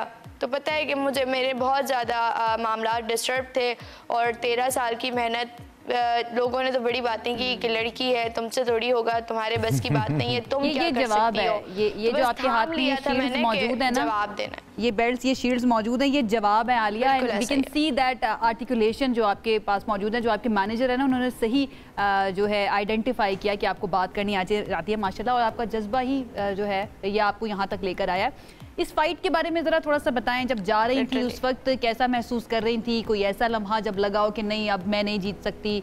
How was the experience overall? यहाँ से जब जाने लगी थी तो उस टाइम भी काफ़ी पब्लिक न्यूज़ और GTV काफ़ी मीडियाज़ चैनल्स की, मतलब कि कहते हैं ना कि एक जब हीरो जाने जा रहा होता है और बैक पे अगर किसी को पता हो कि ये हीरो है तो फिर उसके लिए कैमराज ऑलरेडी रेडी होते हैं। मैं जब एयरपोर्ट पर एंटर हुई तो इतनी रश लगी हुई थी कि उस वक्त तो मैं कुछ थी ही नहीं, यू नो दैट कि मैंने फ़ाइट खेली ही नहीं थी। लेकिन मैंने ये सोचा जब प्लेन में फ़्लाइट में बैठी तो उस वक्त मैंने सोच लिया था कि आलिया सुमरो, तुम पे दुनिया की नज़र है और ये फाइट तुमने जीतनी है। तो 3 टाइम ट्रेनिंग करने के बाद वो जिस लड़की से मेरा फाइट था वो पिछले 3 साल से अपने वेट कैटेगरी में चैंपियन रह चुकी है और वर्ल्ड चैंपियन उसने चैंपियनशिप उसने खेली हुई है। उसका एक बहुत एक नाम था कि सुथिता गानियानोज, और ऊपर से वेट कैटेगरी का भी डिफरेंस था। लेकिन ये है कि ज़्यादातर ये था कि वो सब मुझे कह रहे थे कि बहुत टफ लड़की है, और जिस वक्त मैं वेट के लिए और फेज ऑफ के लिए खड़ी हुई तो उसने बड़ा मेरा मजाक बनाया, हा ये मुझसे खेलेगी, ये इसको तो मैं 2 पंच में गिराऊंगी। बट मैंने लोगों ने मुझे बड़ा कहा आंसर करो, वो कहते हैं ना कि जानबूझकर लड़ाने वाले काम, तो मैंने कहा ये मेरा वक्त नहीं है, मेरी कामयाबी मेरा बहुत बड़ा जवाब होगा।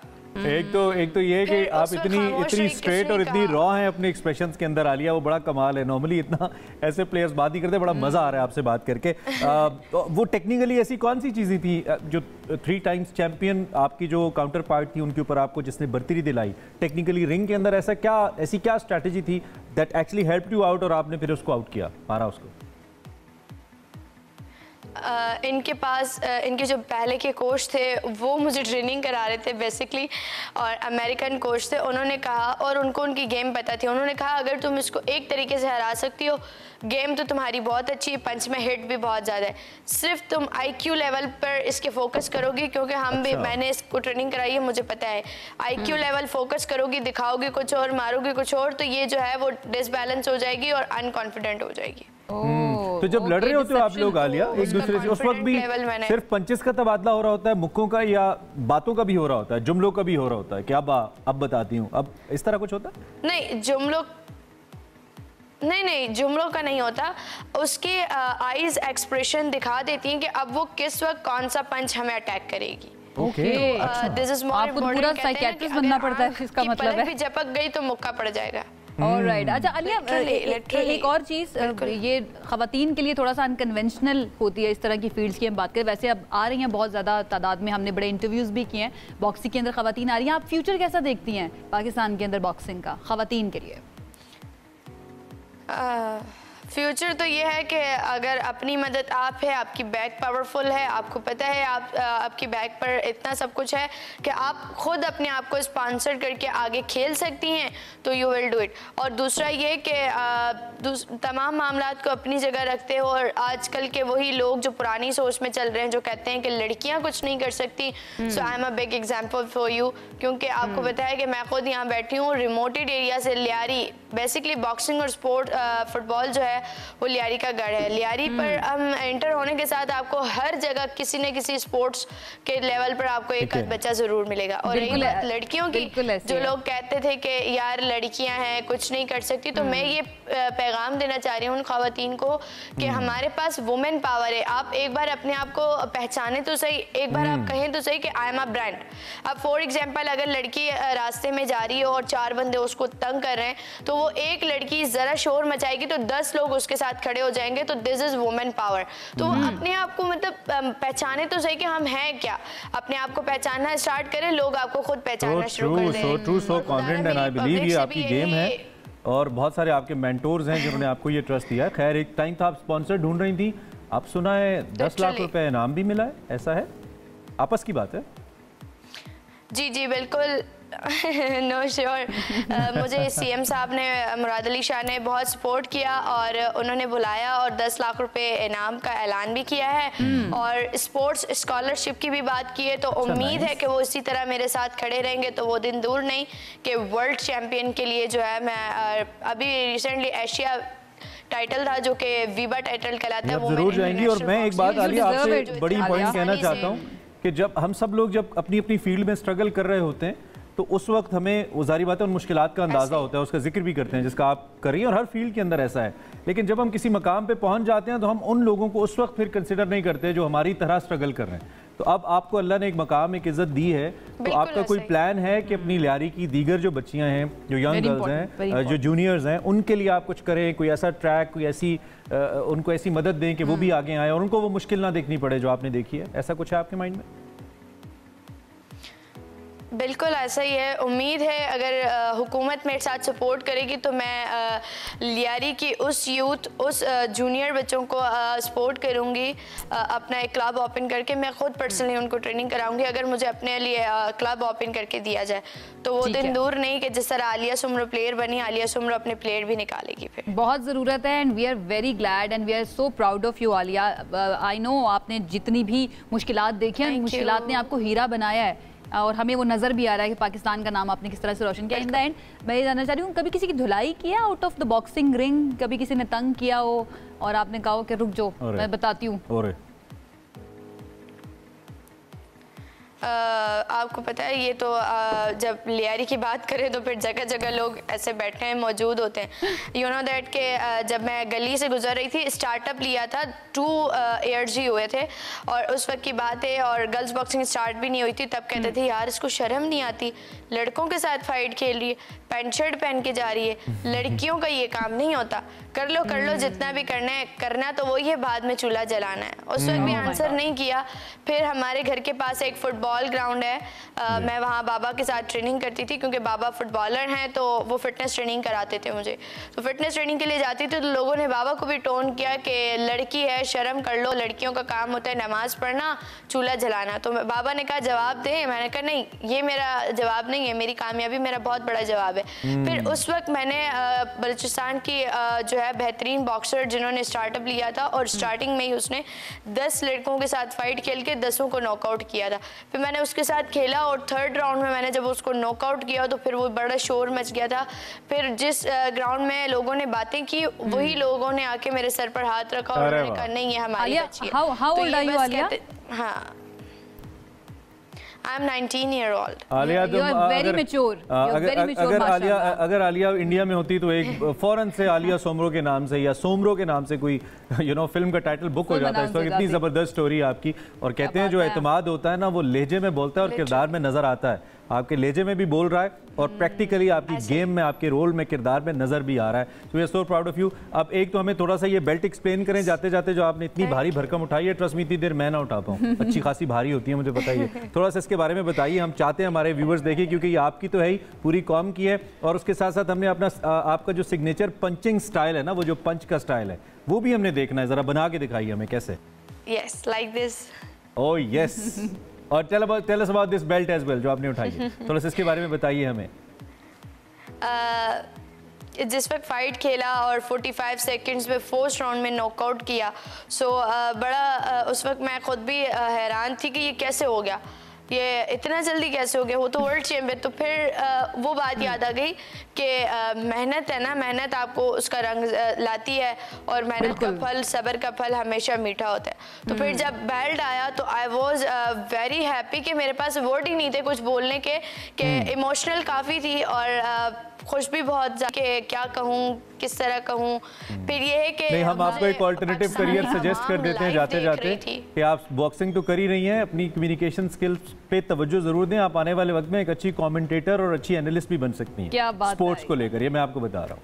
जरूर जरूर। Thank you very much Alia, thank you Alia. And जिस तरह से वो सिंधी अजरक मुझे नजर आ रही है, वो सिंध को भी रिप्रेजेंट करी है, कराची को भी करी है, पाकिस्तान को भी रिप्रेजेंट करी है। All the very best for the future Alia. हमें बहुत अच्छा लगा आपसे बात करके। आई होप कि इंशाल्लाह इसी तरह से आप पाकिस्तान का नाम रोशन करती रहें। आलिया सुमरू से हमने आपकी मुलाकात करवानी थी। आई एम श्योर आप लोगों को बहुत अच्छा लगा होगा, हमें बड़ी खुशी हुई है उनसे मुलाकात करके। अब एक ब्रेक की तरफ जाना है जी, लीजिए ब्रेक की तरफ जाते हैं, वापस आते हैं, साथ रहिए।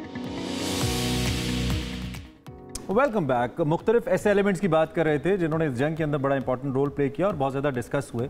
बहुत सारी चीज़ें ऐसी हैं जो मॉडर्न वॉरफेयर को लेकर दुनिया के सामने आई भी।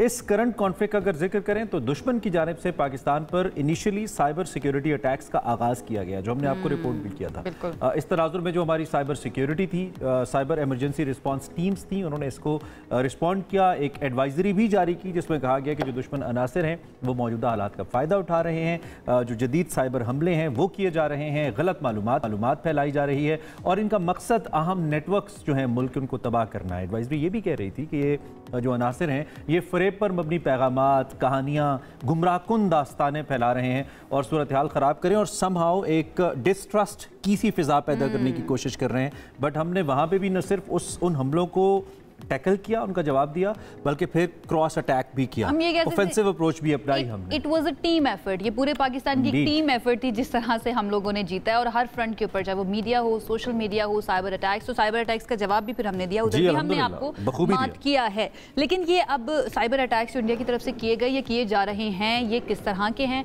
इनसे बचना किस तरह से है और ऐसी सिचुएशन में क्या क्या किया जाना चाहिए, स्पेशली साइबर स्पेस के अंदर, इस पर बात करने के लिए हमारे साथ इस वक्त मौजूद है डिजिटल एक्सपर्ट असद बेग। आप इनको अक्सर के अंदर देखते रहते हैं सुबह से आगे में, आज एक मरतबा फिर से हमारे मेहमान बने, उनको वेलकम करते हैं। Sir thank you so much हमें ज्वाइन करने के लिए। ठीक है, आप अच्छा इंडियन मीडिया के मुताबिक तो सारे पाकिस्तानी जो है ना वो जा चुके थे, ठीक रही आप जंगी कैदी तो नहीं बने आप? नहीं, थैंकफुली फॉर्चुनेटली हम पहले वैसे ईदों के हवाले से पूछते थे ना, ईद ठीक रही, अब आप कह रहे हैं जंग ठीक रही। अल्हम्दुलिल्लाह, ऑन अ सीरियस नोट के सबके लिए ठीक रही। सबसे पहले तो इस फिनोमेनन के बारे में हमें बताइए, क्या कुछ नया इस सारी सूरत हाल के अंदर इमर्ज हुआ? आई बिलीव हम पाकिस्तानियों के लिए तो हुआ, बहुत सारी चीज़ें जो हमें नहीं पता थी। बीइंग एन एक्सपर्ट, आपने साइबर सिक्योरिटी की या साइबर एक्सपर्टीज़ की कितनी अहमियत देखी इस जंग के अंदर और फिर फ्यूचरिस्टिक पॉइंट ऑफ व्यू से आप क्या देख रहे हैं? देखिए, बहुत ज़्यादा थी। मैं वंस अगेन, क्योंकि आप हमारे पास टाइम लिमिटेड होता है तो मैं अपने आप को फोकस रखूंगा 2-3 चीज़ों पे। नंबर 1 तो हमने देखा कि information warfare, right, which essentially means कि आप एक नैरेटिव क्रिएट करें और कि जो आप एक्शंस कर रहे हैं उसको जस्टिफाई करने के लिए। और इंटरेस्टिंग बात ये थी कि वो जो इंफॉर्मेशन वॉरफेयर था वो पाकिस्तान पे फोकस नहीं था, वो इंडिया का अपने ही नेशनल्स पे, अपने ही सिटीजन्स पे फोकस था। बिकॉज दे, ये जो द होल आइडिया ऑफ, अभी नॉम चॉम्स्की की मैं बात कर रहा था कि मैन्युफैक्चरिंग कंसेंट, वो तभी होता है कि जब आप मीडिया में एक नैरेटिव बनाते हैं। कल भी मैं एक शो में था इंटरनेशनल, वहाँ पे एक इंडिया के सहाफ़ी थे, वो बता रहे थे कि बहुत ज़्यादा सेंटिमेंट था अवाम में, इंडिया में, कि कुछ ना कुछ होना चाहिए। तो द क्वेश्चन इज कि वो सेंटिमेंट कहाँ से बना? वो मीडिया की रिपोर्टिंग से ही बना। और ये वंस अगेन नॉम चॉम्स्की के काम को मैं अगर रेफर करूँ तो वो द होल आइडिया कि आप किस तरह मैन्युफैक्चर करते हैं कंसेंट को, वो हमारे सामने अमेरिका ने भी किया था राख पे करने से पहले, जहाँ पे you know the whole shebang. तो वो एक तो हमने information warfare on the Indian citizens mainly, number 1। Number 2, जो हमने साइबर, आपने जिस पे हमले की बात की, वो बड़ा इंटरेस्टिंग है। देखिए, साइबर अटैक्स में या साइबर सिक्योरिटी में हम अक्सर एक बात कहते हैं कि वो सिर्फ उतना ही स्ट्रॉन्ग होता है जितना आपका वीकेस्ट लिंक स्ट्रॉन्ग होता है। अच्छा, अब ये बड़ा इंटरेस्टिंग है क्योंकि जनरली हमारे जहनों में ये होता है, और ये बहुत इंपॉर्टेंट आपके सुनने वालों के, देखने वालों के लिए, जनरली हमारे जहन में होता है कि जी साइबर जो हमले हैं इन अ वॉर टाइप सिनेरियो, वो या तो क्रिटिकल इंफ्रास्ट्रक्चर पे होंगे, मसलन एयरलाइन पे, या हमारे बिजली के इंफ्रास्ट्रक्चर पे, या डिफेंस के इंफ्रास्ट्रक्चर पे, या वो किसी ऐसी जगह पे होंगे जहां से किसी चीज को कंट्रोल किया जा सकता है, राइट? ऐसा नहीं होता हमेशा। जो वो साइबर अटैक्स होते हैं वो सिटीजन्स पे भी होते हैं और उसकी वजह ये है कि आपके फ़ोन से, मेरे घर के कैमरे से, हमारे ऑफिस के कैमरे से, हमारे ये जो इन्फॉर्मेशन के सोर्सेज हैं, इससे अंग्रेजी में वंस अगेन कहते हैं कि ओपन सोर्स इन्फॉर्मेशन कलेक्ट करने में हेल्प मिलती है, जिसको आप ऑसेंट कहते हैं या ओपन सोर्स इंटेलिजेंस कहते हैं, राइट?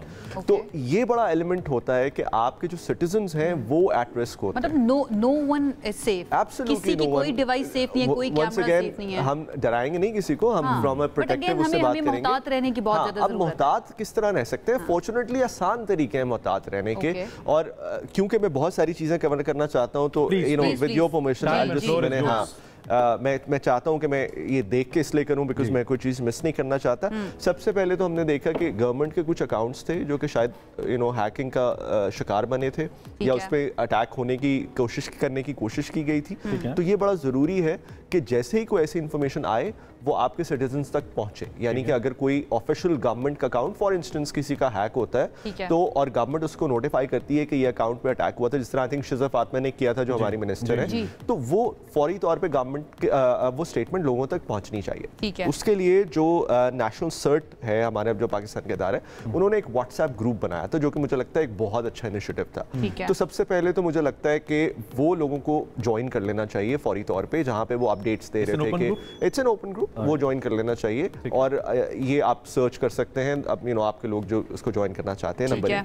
नंबर 2, जो मेन वेपन होता है साइबर सिक्योरिटी में लोगों को हैक करने के लिए, वो मलिशियस लिंक्स होते हैं। उसका मतलब ये है कि आपको लिंक भिजवाया जाएगा व्हाट्सएप के थ्रू या SMS के थ्रू या फेसबुक मैसेज के थ्रू, और आप उस पर क्लिक करेंगे तो आप वल्नरेबल होंगे, अगर आप उस पर क्लिक नहीं करेंगे तो आप वल्नरेबल नहीं, आपकी डिवाइस हैक हो जाएगी। जी एग्जैक्टली। अब वो मतलब आपको कहीं पे लेके जाएंगे, आपसे परमिशन मांगेंगे। हमेशा ही मैं सोचता हूँ जस्ट टू क्लिक इट, और यू नो जब आपने क्लिक किया तो वो आपसे कुछ इन्फॉर्मेशन पूछ लेता, तो अगर मैंने क्लिक किया मैं तब भी दोनों तरीके से हो सकता है। वंस अगेन मैं उसकी बहुत डिटेल्स में नहीं जाऊंगा, लेकिन इस किस्म के मलिशियस कोड्स एम्बेड भी किया जा सकता है। मसलन PDF फाइल्स में एम्बेड किया जा सकते हैं कि आप PDF फाइल खोलें तो वो ऑटोमेटिकली कोड चल जाए, राइट। और वंस अगेन ये कोई नई टेक्नोलॉजी नहीं है, ये बहुत अरसे से हैकिंग टेक्निक्स छोटी छोटी जिसको हम स्नूपिंग कहते हैं या यू नो इस किस्म के ट्रोजन हॉर्सेस होते हैं, वो आपको इफेक्ट कर सकते हैं। मुझे लगता है हमारी जो पेरेंट्स वाली जनरेशन है या जो बड़े बूढ़े हैं वो ज्यादा वल्नरेबल होते हैं, और फिर उस पे आपकी बात से कनेक्ट करते हुए अगली जो बात मैं करना चाहूँगा वो यही वाली बात है कि हम या जो मिलेनियल्स हैं या जो जेन ज़ी है, दे आर तो वेल अवेयर कि क्या करना है क्या नहीं करना, लेकिन जो क्योंकि अब डिवाइसेस मोबाइल फोन्स हमारे से जो पहले जनरेशन है उनके पास भी हैं and they have not unfortunately grown with the technology. वो उन technology is a new thing for them. तो उनको वो once again वही वाली बात कि weakest link जितना आपका weak है उतनी ही आपकी cyber security weak है। They could be the weakest link in our society. The weakest link. तो बहुत जरूरी है कि उनसे बात करें। आम लोगों से जो इन्फॉर्मेशन लीक होती है, आपने कहा कि ओपन डाटा सोर्स होता है, इंपॉर्टेंट कितना है ये? बहुत ज़्यादा। आप इसको एक इंडिविजुअल की जहन में ना देखें ना, मसलन आप इमेजिन करें कि इस्लामाबाद में आपने 10, 20, 25 कैमरास जो घर पे लगे हुए हैं, हम CCTV कैमरास जो इंटरनेट से कनेक्टेड होते हैं वो हैक हो गए, तो you are getting real time information of क्या हो रहा है, कौन आ रहा है, कौन जा रहा है, यानी Asad everything that is connected with internet वो वल्नरेबल है। जी वो डेफिनेटली वल्नरेबल है। अगर और वो वल्नरेबल तब है, वो वंस अगेन वही वीकेस्ट लिंक वाली बात है, जितने आप वल्नरेबल हैं मेंटली स्पीकिंग, नॉलेज के हिसाब उतना ही आप इंटरनेट को डिस्कस कर रहे थे। एक तो आपने कहा कि गवर्नमेंट का वो ग्रुप है वो ज्वाइन कर लेगा, मैं वेरी क्विकली सबसे पहले जो आपको चीज देखने वाली है, जो बिल्कुल आपने 2-3 चीजों का ध्यान रखना है, ज्यादा इसमें हम कॉम्प्लिकेट नहीं करते। नंबर 1 कि कोई भी ऐसा मलिशियस लिंक बहुत आते हैं, ईमेल पे आते हैं कि ये फलां क्लिक करें आपका अवार्ड जीत गए हैं आप, और ये यहाँ पे क्लिक करें, सो मैसेंजर्स पे आते हैं।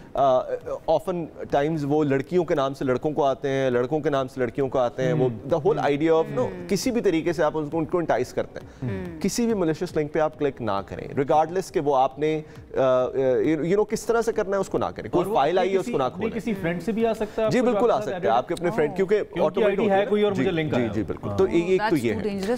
दूसरी बात ये है कि जो लिंक्स आते हैं कई दफ़ा वो फॉर इंस्टेंस मैं नोट करा था, वो कई दफ़ा होते हैं गवर्नमेंट के वेबसाइट्स के नाम से, और उस पे लिखा होता है कि आप अपना डेटा एंटर करें, यहाँ पे CNIC एंटर करें, लेकिन अगर आप गौर से देखें तो वो गवर्नमेंट की वेबसाइट्स नहीं होती। तो दूसरा जो टिप है, मेजर टिप है, वो ये है कि कहीं पे भी इंटरनेट पे किसी को भी डेटा, अपना पर्सनल डेटा देने से पहले आप ये वेरीफाई प्लीज जरूर कर लें कि वो जिसमें आप डाल रहे हैं वो गवर्नमेंट की वेबसाइट है कि नहीं है, और गवर्नमेंट की वेबसाइट के अलावा किसी को ना दें। हम कैसे करें, हमें कैसे पता चलेगा? बहुत सिंपल है, गवर्नमेंट की जो वेबसाइट है वो .gov.pk पे होती है, ठीक है, जो उनका नेम होता है, मसलन मिनिस्ट्री ऑफ इंफॉर्मेशन की वेबसाइट होगी, आई थिंक MOIB.gov.pk। ठीक है। इसके अलावा अगर वो कॉम में है या किसी और वेबसाइट पे होगी तो उसका वो स्ट्रक्चर भी पता लग जाता है। पहले हमें वो देखना पड़ेगा कि वो किसका डोमेन नेम क्या है। डोमेन नेम जो गवर्नमेंट की वेबसाइट्स हैं, ये सबके जहन में बैठ जाना चाहिए कि वो .gov.pk वो .rf हो .rl हो, वो कुछ और हो। मैं वो भी कर लूं, क्योंकि हम अब जैसे X हमारा नहीं चल रहा था तो हम VPN पे कनेक्ट हो रहे थे, बहुत सारी चीजें। मुझे अगर इंडियन चैनल्स देखना पड़ रहे थे कुछ, अगर मेरे पास नहीं है तो I had to go to the VPN, उसमें भी आप वल्नरेबल हो जाता है because your phone is exposed. ये फैक्टर आप कैसे देखते हैं पाकिस्तान के तनाव? देखिए, इसमें आई थिंक हमने पहले बात कर ली है थोड़ी सी, मैं थोड़ा सा उस पर मजीद वो कर लूँगा। VPNs वंस अगैन जो आपने यूज़ करने हैं ये जहन में बिठा लें, वो क्रेडिबल VPN ब्रांड्स आपने इस्तेमाल करनी है। ये आप जहन में रख लें कि अगर वो कंपनीज ऐसी हैं, वंस अगेन मैं कोई फेयर मॉन्गरिंग बिल्कुल भी नहीं करना चाहता, बट आप ये जहन में रख लें कि अगर वो कंपनीज वल्नरेबल हैं किसी भी तरीके से, तो आपका डेटा भी वल्नरेबल है। तो इसका मतलब है जो पेड VPNs होंगे वो ही यूज करने चाहिए। मैं तो सजेस्ट करूंगा कि जो ब्रांडेड कंपनीज हैं, जो रेप्यूटेबल, सॉरी ब्रांडेड कह रहा हूँ, जो रेप्यूटेबल कंपनीज हैं VPNs की, जो क्रेडिबल कंपनीज हैं, उनकी पेड सर्विसेज इस्तेमाल करें। पेमेंट यूजुअली उनकी बहुत थोड़ी सी होती है, अगर आपने करनी है तो वो ही इस्तेमाल करें। वैसे तो आप ट्विटर खुल गए तो खुला रहे, अल्लाह करे खुला रहे। और जी, और जो लास्ट तीन बातों में से जो मैंने लास्ट बात करनी थी वो ये कि आपकी जो वंस अगेन पर्सनल सिक्योरिटी है वो बहुत इंपॉर्टेंट है।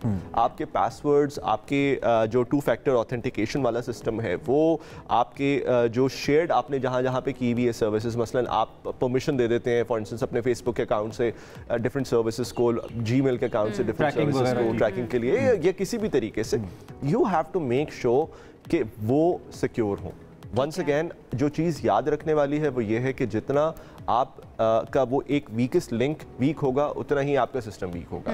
तो this is absolutely very quick question. आपने कहा लेट्स सपोज मुझे फेसबुक पे एक लिंक आया किसी की तरफ से भी, उसको मैंने ओपन किया, लेट्स सपोज मेरा अकाउंट हैक हो गया, तो क्या उससे इम्पैक्ट सिर्फ मेरा फेसबुक होगा या मेरा ओवरऑल फोन डेटा जो है वो भी उससे एक्सपोज इट रियली डिपेंड्स कि वो क्या है, वो लिंक पे डिपेंड करता है और उस ऐप पे, या वो जो भी वायरस है या जो भी ट्रोजन हॉर्स है उस पर डिपेंड करता है। बट इट्स नेवर रिकमेंडेड कि आप इस किस्म के काम करें, क्योंकि आपका मोबाइल फोन भी वल्नरेबल हो सकता है। और मैंने जिस तरह बताया कि इन अ वॉर टाइप सिनेरियो, ये जो ओपन सोर्स इंटेलिजेंस होती है ये बहुत कारामद, इसको मैं कहूँगा, होती है फॉर आपके जो अग्रेसिव्स होते हैं उनके लिए। बिकॉज इमेजिन करें कि कहीं पे आपने अटैक करना और आसपास के आपने CCTV कैमरास हैक कर लिए, तो you get real time information from the ground. ये सिर्फ फिक्शनल नहीं है, ये होता भी है। आपका तो क्योंकि सब्जेक्ट है, आपने कीनली ये सारी सिचुएशन को ऑब्जर्व किया होगा। हम इसे अगर एक केस स्टडी के तौर पर लें तो दुश्मन की तरफ से क्या ऑब्जर्व किया आपने, और कौन से ऐसे कोई केसेस आपके सामने ऐसे आए हों जिनको हम लोगों के लिए बतौर एग्जांपल पेश कर सकें? इस तरह से तो केसेस नहीं है, और बहुत सारी चीज़ें ऐसी हैं जो कि मुझे लगता है कि वंस अगेन फेयर मॉन्गरिंग उसमें आएंगी, जो कि प्रॉब्ली हमें इस वक्त डिस्कस नहीं करनी चाहिए। लेकिन ये है कि देयर वाज, जिस तरह मैंने पहले भी बताया कि इस दफ़ा 2019 का जो पाकिस्तान इंडिया का कॉन्फ्लिक्ट था, उसके अगर आप कंपैरिजन में देखें तो इस दफ़ा जो साइबर वॉरफेयर वो बहुत ज़्यादा इंटेंस थी, दोनों तरफ, इंफॉर्मेशन के एंड पे भी और साइबर अटैक्स। पाकिस्तान तैयार था, पाकिस्तान वाज प्रिपेयर्ड, पाकिस्तान ने जिस तरह से रिस्पॉन्ड किया, स्पेशली साइबर सिक्योरिटी की अगर मैं बात करूं, आपको लगा पाकिस्तान वाज रेडी? ये भी सब्जेक्टिव सवाल है। उसकी वजह ये है कि जो साइबर अटैक्स होते हैं वो, इसके लिए आप, you can never prepare yourself इस तरह से कि कभी आप पे हमला हो ही ना। मतलब US पे भी साइबर अटैक्स होते हैं, चाइना पे भी होते होंगे, रशिया पे भी होते होंगे, एंड सो उसमें आपकी जो प्रिपेयर्डनेस है वो कॉम्बैट प्रिपेयर्डनेस जैसी नहीं होती। उसमें आपकी वल्नरेबिलिटी इस तरह से होती है कि आपके सिटीजंस में नॉलेज कितना है फंड्स। बहुत अच्छी बात है। You see what I mean? So उसको आप इस तनाजुर में नहीं देख सकते। जिस तरह की टेक्नोलॉजी या जिस तरह से अटैक्स किए जाते हैं या नई नई टेक्नोलॉजीज पूरी दुनिया के अंदर आती रहती है, पाकिस्तान उनको काउंटर करने, that's what I am trying to ask, Pakistan को काउंटर करने के लिए रेडी था, वो टेक्नोलॉजी का एंटीडोट था। लेकिन इसको अब वंस अगेन आप एक मोनोलिथ के तौर पे नहीं देख सकते पाकिस्तान को, ठीक है? बिकॉज जिस तरह मैं अभी आपको बताने की कोशिश कर रहा था कि जो अटैक्स होते हैं वो इंडिविजुअल बेसिस पे भी होते हैं, जी आपके सिटीजंस पे होते हैं। सो आप उसको पाकिस्तान की प्रिपेयर्डनेस के साथ नहीं वो कर सकते। इट रियली डिपेंड्स ऑन कि आपकी वल्नरेबिलिटीज क्या है, ऑन और आपकी खुद की अवेयरनेस कितनी है, अवेयरनेस कितनी है। किसी भी सूरत में मैं उसी सूरत में अपना डाटा एक्सपोज करूंगा या किसी साइबर अटैक का शिकार होऊंगा जब मैं उसको एक गो हेड दूंगा by clicking any certain link, otherwise शायद या आपका पासवर्ड वीक होगा, या आपके जो 2 फैक्टर ऑथेंटिकेशन है वो नहीं होगी, या आपने किसी ऐसी सर्विस को सब्सक्राइब किया होगा अपने फेसबुक या गूगल के अकाउंट से जो कि ऑलरेडी वल्नरेबल है, जहां से आपके पासवर्ड्स हैक हो सकते हैं। अगर अभी इस वक्त मुझे नहीं पता, लेट्स सपोज कि मैंने किस किस को सब्सक्राइब किया हुआ है, क्योंकि हम नहीं एहतियात करते, कोई ऐसी टिप आप हमें दें? जी, ये बहुत अच्छा सवाल किया आपने, जो कि वंस अगेन मेरे जहन से निकल गया था। सबसे पहले आप ये कीजिएगा, और आप समेत, दोनों समेत, कि अपने गूगल और फेसबुक अकाउंट खोल के देखिएगा सिक्योरिटी में जाके कि कौन सी ऐप्स हैं जिनको आपने अलाउ किया हुआ है अपने अकाउंट को यूज करने के लिए। और उसमें से कोई भी आपको ऐसी ऐप नजर आए, कोई भी ऐसी सर्विस नजर आए जो कि आप जिसको नहीं पहचानते। मसलन बहुत सारे मैंने अपने फेसबुक को यूज़ किया हुआ है बुकिंग्स जो बुकिंग की वेबसाइट है उससे कनेक्ट करने के लिए। मैं उसको पहचानता हूँ, I have trusted it and so on. लेकिन कोई अगर ऐसी सर्विस जिसको आप नहीं पहचानते उसको फौरी तौर पे वहां से रिमूव कर दें, अपने गूगल अकाउंट से भी और अपने फेसबुक अकाउंट से भी। और वंस अगेन एक दफ़ा और रीट्रेट करने के लिए कोई ऐसा लिंक जिसको आप आइडेंटिफाई नहीं करते, जो आपको मलिशियस लगता है, जिस पर शक भी होता है, उसको क्लिक करने की जरूरत है। मतलब ये चीज़ें हमें, मुझे तो बहरहाल मैं कह सकती हूँ बहुत ही ज़्यादा लगती थी कि इनका कोई खतरा नहीं है, बिल्कुल डेंजरस नहीं है, बट इट कैन बी। मेरी एहतियात का ये लेवल रहा है कि मैं अपने जानने वालों की तरफ से भी आने वाले किसी लिंक को ओपन नहीं कर रहा था। It's a very good practice. इससे प्रैक्टिस सबको करनी चाहिए, मुझे ऐसा लगता है। और मकसद भी ये था ये सेगमेंट करने का कि आपको पता हो कि आपने क्या क्या करना है राइट नाउ। इस तरह की सिचुएशन के अंदर दुश्मन जो है वो हर तरह से हमले करने की कोशिश करेगा, तो सेल्फ अवेयरनेस स्पेशली टेक्नोलॉजी के बारे में और साइबर स्पेस के बारे में ये बहुत मेरा ज़हन उधर चला गया। Thanking Asad for his time, thank you very much. आप तशरीफ लाए। किधर चला गया? बीजेपी वाले, इंडियन एयरफोर्स की टेक्निकल वेबसाइट वाले लिंक क्लिक कर गए और फिर हैक हो गए। फिर वो हो गया जो नहीं होना चाहिए था। खैर, ये तो हमने आपकी तवज्जो दिलाई है, अल्लाह हम सबको महफूज रखे। लेकिन इसमें ये जो इस वक्त साइबर सिक्योरिटी है या टेक्नोलॉजिकल थिंग्स हैं, इसके अंदर ऑब्वियसली हमारी अपनी एक्सपर्टीज, नॉलेज बहुत, और असद का अल्टीमेट फोकस यही था कि आपको नॉलेज होना चाहिए कि आपने क्या करना है, अगला क्या कर रहा है उसको छोड़ दें। अवेयरनेस बहुत ज़्यादा ज़रूरी है। और तमाम आंटीज़ एंड अंकल्स या फिर अगर बच्चे देखें तो अपने पेरेंट्स को बताएं कोई लिंक जो है ना उसको क्लिक नहीं करना है, बिल्कुल भी नहीं करना है, स्पेशली आजकल जो सिचुएशन चल रही है उसमें नहीं करना है। अब एक ब्रेक की तरफ जाते हैं, हमारे साथ रहिएगा। ब्रेक के बाद एक मरतबा फिर से खुशामदीद। हमारा तमाम सेगमेंट्स जो हैं वो कहीं ना कहीं मौजूदा सिचुएशन जो पाकिस्तान और इंडिया के दरमियान चल रही है, हालांकि अभी तो सीज़ फायर है, कुछ ऐसी खबरें आई कि कहीं पर सीज़ फायर की खिलाफ वर्जी हुई है, लेकिन हमारा डेडिकेटेड जो है ना प्रोग्राम राइट नाउ उसी के बारे में है। और ऑपरेशन बुनियानुम मरसूस, आयशा, हम जीत से मैंने बहुत प्रैक्टिस किया, रुक जाए मुझे बोलने दे इस नाम को, मैंने बहुत प्रैक्टिस। बुनियानुम मरसूस, जिन्होंने भी ये नाम रखा। हम अभी और फिर बात करते हैं, मुझे लगता है कि हमारे आर्मी ऑफिशियल जो थे ना, डिसीजन मेकर्स, उन्होंने मैनिफेस्ट किया होगा कभी कि एक टाइम आएगा, अल्लाह हमें मौका देगा और हम इस नाम के साथ जाके इंशाल्लाह अटैक करेंगे और जीतेंगे। बोल के दिखाएं। आपने बोल दिया ना? नहीं बोल के दिखाएं। बुनियानुम मरसूस आहनी दीवार, इसमें तारीखी फतह हुई है और शोबिस से वाबस्ता जो नामवर शख्सियात हैं, हमारे एक्टर्स हैं, उन्होंने भी अफवाज पाकिस्तान को ज़बरदस्त अंदाज में खिराज तहसीन पेश किया है और बनता भी है। फनकार जो हैं वो भारतीय जारियत का मुंह तोड़ जवाब देने पर पाक फौज की जुर्रत को सलाम पेश करते रहे हैं और अभी भी कर रहे हैं। अगर आपको दिखाते हैं, पाकिस्तान सुरखरू, पाकिस्तान की अवाम सुरखरू, पाकिस्तान की आर्म्ड फोर्सेस अल्हम्दुलिल्लाह सुरखरू। हमारा ऑपरेशन बुनियानुम मरसूस चंद घंटों में कामयाब खत्म। कौम सुरखरू, हमारी फौज सुरखरू। अच्छी बात यह है कि ये आखिरी थप्पड़ ना हमारी तरफ से गया है, बहुत करारा थप्पड़ गया। पाक फौज को सलाम, खास तौर पे हमारी एयरफोर्स को सलाम। पाकिस्तान जिंदाबाद। पूरी दुनिया में हमारी कौम का, हमारे मुल्क का, हमारी फौज का नाम बुलंद हुआ है। बहुत ज्यादा इज्जत मिली है हम सबको और बेशक इज्जत रब के हाथों में, हम सबको इसका शुक्र अदा करना चाहिए। जबरदस्त। और भी सारे हमारे जो भी पब्लिक फिगर्स हैं, दे शुड कम आउट, बोले। इससे पहले भी बोलना चाहिए था, ज्यादा बोलना चाहिए था। कुछ लोग रिलेक्टेंट रहे आई मस्ट से बोलने के लिए, और इसमें मैं कोई खास उनका कसूर नहीं समझता हूँ। आर्टिस्ट का काम पॉलिटिकली अपने आप को एक्सपोज करना नहीं होता, but at the other end when it comes to your country, जिसकी वजह से आपकी पहचान है, वहाँ पे फिर आपका बोलना, सामने आना, पब्लिक फिगर जब कहा जाता है ना, तो पब्लिक डिमांड करती है कि you should come out and speak. मुझे ये लगता है कि आर्टिस्ट शायद इस चीज को फील करते हैं आयशा कि हम अगर इसमें आएंगे तो लोगों को लगेगा कि हम वॉर को प्रमोट कर रहे हैं दोनों तरफ से, तो शायद इसलिए। लेकिन जब सूरत हाल इतनी नाजुक हो जाए तो फिर अपनी राय का इजहार करना बनता है। दूसरी जानिब खैर एक राय का इजहार इन्होंने किया, एक राय का इजहार हमारी स्टॉक एक्सचेंज कर रही है, एक राय का इजहार वो इन्वेस्टर कर रहा है जो कि कॉन्फिडेंस दिखा रहा है पाकिस्तान की स्टॉक मार्केट के अंदर। आज हमने जब आंख खोली बहुत सारी मस्बत खबरों के साथ, एक मस्बत खबर तो ये थी कि इंटरबैंक में डॉलर सस्ता हो गया और स्टॉक एक्सचेंज में जो कारोबार है वो 100 इंडेक्स में 10,000 पॉइंट्स का इजाफा अल्हम्दुलिल्लाह आज रिकॉर्ड किया जा रहा है और 1,70,104 पॉइंट्स पर ट्रेड करते हुए देखा गया है, जिसको हम 50,000 पे, जिस पे खुशियां मनाते थे। और जो इंटरबैंक है इसमें कारोबार के आगाज पर जो डॉलर है वो भी 19 पैसे सस्ता हो गया।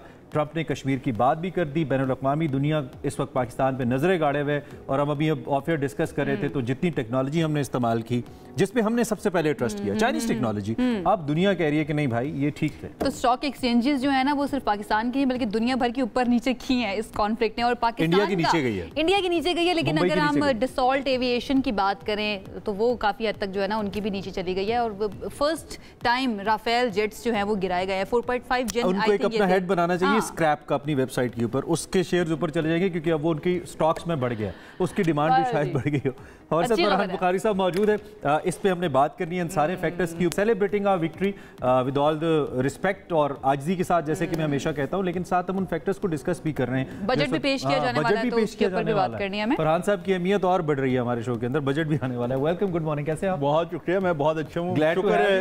शुक्र है खुदा का कि आज अल्लाह ने ये दिन खुशी का दिन है हमारे लिए। आपकी बॉडी लैंग्वेज से पता चल रहा है कि आप कितने खुश हैं। जब नेशनल कमांड अथॉरिटी की मीटिंग के टिकर्स चले तो काफी परेशानी भी हो गई थी, लेकिन अल्लाह का शुक्र है। सबसे पहले आप इसका अब इम्पैक्ट क्या देख रहे हैं, आपका एनालिसिस क्या है सारी सिचुएशन को लेते हुए, जरा पहले हमारे सामने रखिए। अब जिस तरह से जंग शुरू हुई थी, 4 दिन तक रही, दुनिया जहान में ये तशहीर हुई, और फिर जिस तरह ख़ात्मा हुआ, तो अब मैसेज पाकिस्तानियों को बिलउमूम और बिज़नेस कम्युनिटी को बिलखसूस ये होना चाहिए, और ये है कि ये अब जंग वंग तो होती कोई नहीं, क्योंकि इंडिया ने एक दफ़ा सबक सीख लिया है इंशाल्लाह, और जिस किस्म के तजदिए बैनुल-अक़वामी सतह पर आ रहे हैं, उसके बाद तो अब इंडिया पाकिस्तान का कॉन्फ्लिक्ट, आर्म्ड कॉन्फ्लिक्ट इस किस्म का, वो तो अब होने का कोई इम्कान नहीं है। ठीक है।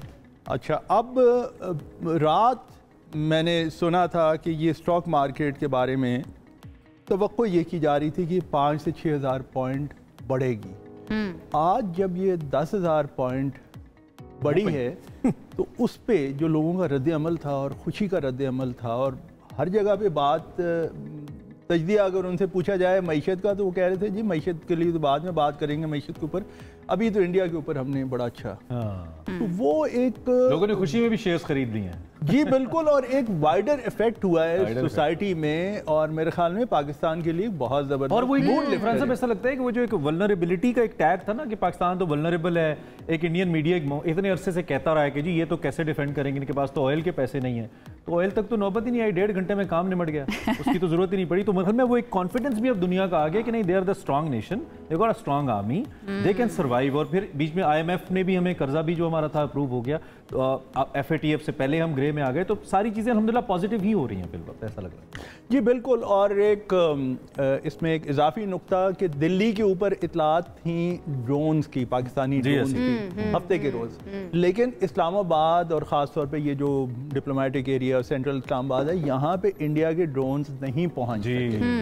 तो ये मवाजना अगर आप करें बिल्कुल, तो फिर आप कुछ सवाल के जो आखिरी आया था वो फैजाबाद के पास है क्रिकेट स्टेडियम। हर जगह जो है ना हमें नजर आया पाकिस्तान ने बढ़तरी दिखाई है। अब पाकिस्तान की हम स्टॉक मार्केट की तो बात करें, इंटरनेशनल भी थोड़ी सी, जरा मैं चाहूंगी आपका कमेंट पे ले लूं। डसॉल्ट एविएशन कि किस तरह से शेयर्स नीचे गए, एंड देन जेंगटू J10 बनाने वाली जो है वो किस तरह से ऊपर गए। इट्स वेरी इंपॉर्टेंट, पाकिस्तान की अचीवमेंट है, मुझे लगता है इसको हमें डिस्कस करना चाहिए।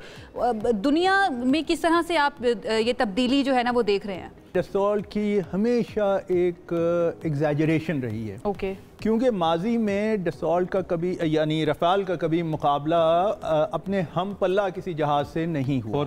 मसलन बहुत तशहीर हुई कि जी माली के ऊपर उन्होंने एक ऑपरेशन किया, भाई माली के ऊपर नीचे से लोग कोई बंदूकें से वार कर रहे थे, कोई कुछ और छोटे मोटे रॉकेट से कर रहे थे, ये अपने हम पल्ला जहाज से तो पहली दफा। ये बड़ा अहम नुक्ता आपने। अच्छा, दूसरा ये भी सुन लीजिए कि इसके ऊपर $8 अरब इंडिया ने पहले खर्च किए 36 जहाज़ों के लिए, $7.5 अरब की अभी तकरीबन एक नई डील की है, तो ये $15.5 अरब खर्च करके हिंदुस्तान में कोई ये जाके पूछे कि भाई आपको मैं तो ये मिला। फरहान साहब इससे भी आगे ये सोच रहा था, इत्तेफाक से मैंने S-400 को बहुत थॉरली स्टडी किया, जो डिफेंस सिस्टम था, मुझे सबसे ज्यादा खतरा बीइंग पाकिस्तानी उसी से था। एक मुल्क अगर अपना एयर डिफेंस सिस्टम नहीं बचा सका, जो कि दुनिया का बेहतरीन है, तो मेरे ख्याल में राफेल का गिरना तो कोई बहुत बड़ी बात नहीं। एंड दैट वाज $1.5 बिलियन, ये $1.5 बिलियन US डॉलर। और ये भी देख लीजिए कि कुछ इतलात अभी तक गैर मुसद्दका हैं, लेकिन ये कि शायद एक दूसरी बैटरी को भी S-400 के 2 को हिट किया है, एक तो कंफर्म है, 4 इन टोटल। नहीं, कल वो DGISPR की प्रेस कॉन्फ्रेंस में उन्होंने बताया कि 2 S-400 एयर डिफेंस सिस्टम को गिराया गया है। बिल्कुल कामयाबी बहुत है, और $15-15 अरब जो इंडिया खर्च करने को चला है, उसका मेरे ख्याल में कोई 10वां हिस्सा भी नहीं होगा जो पाकिस्तान ने J10 पे खर्च किया।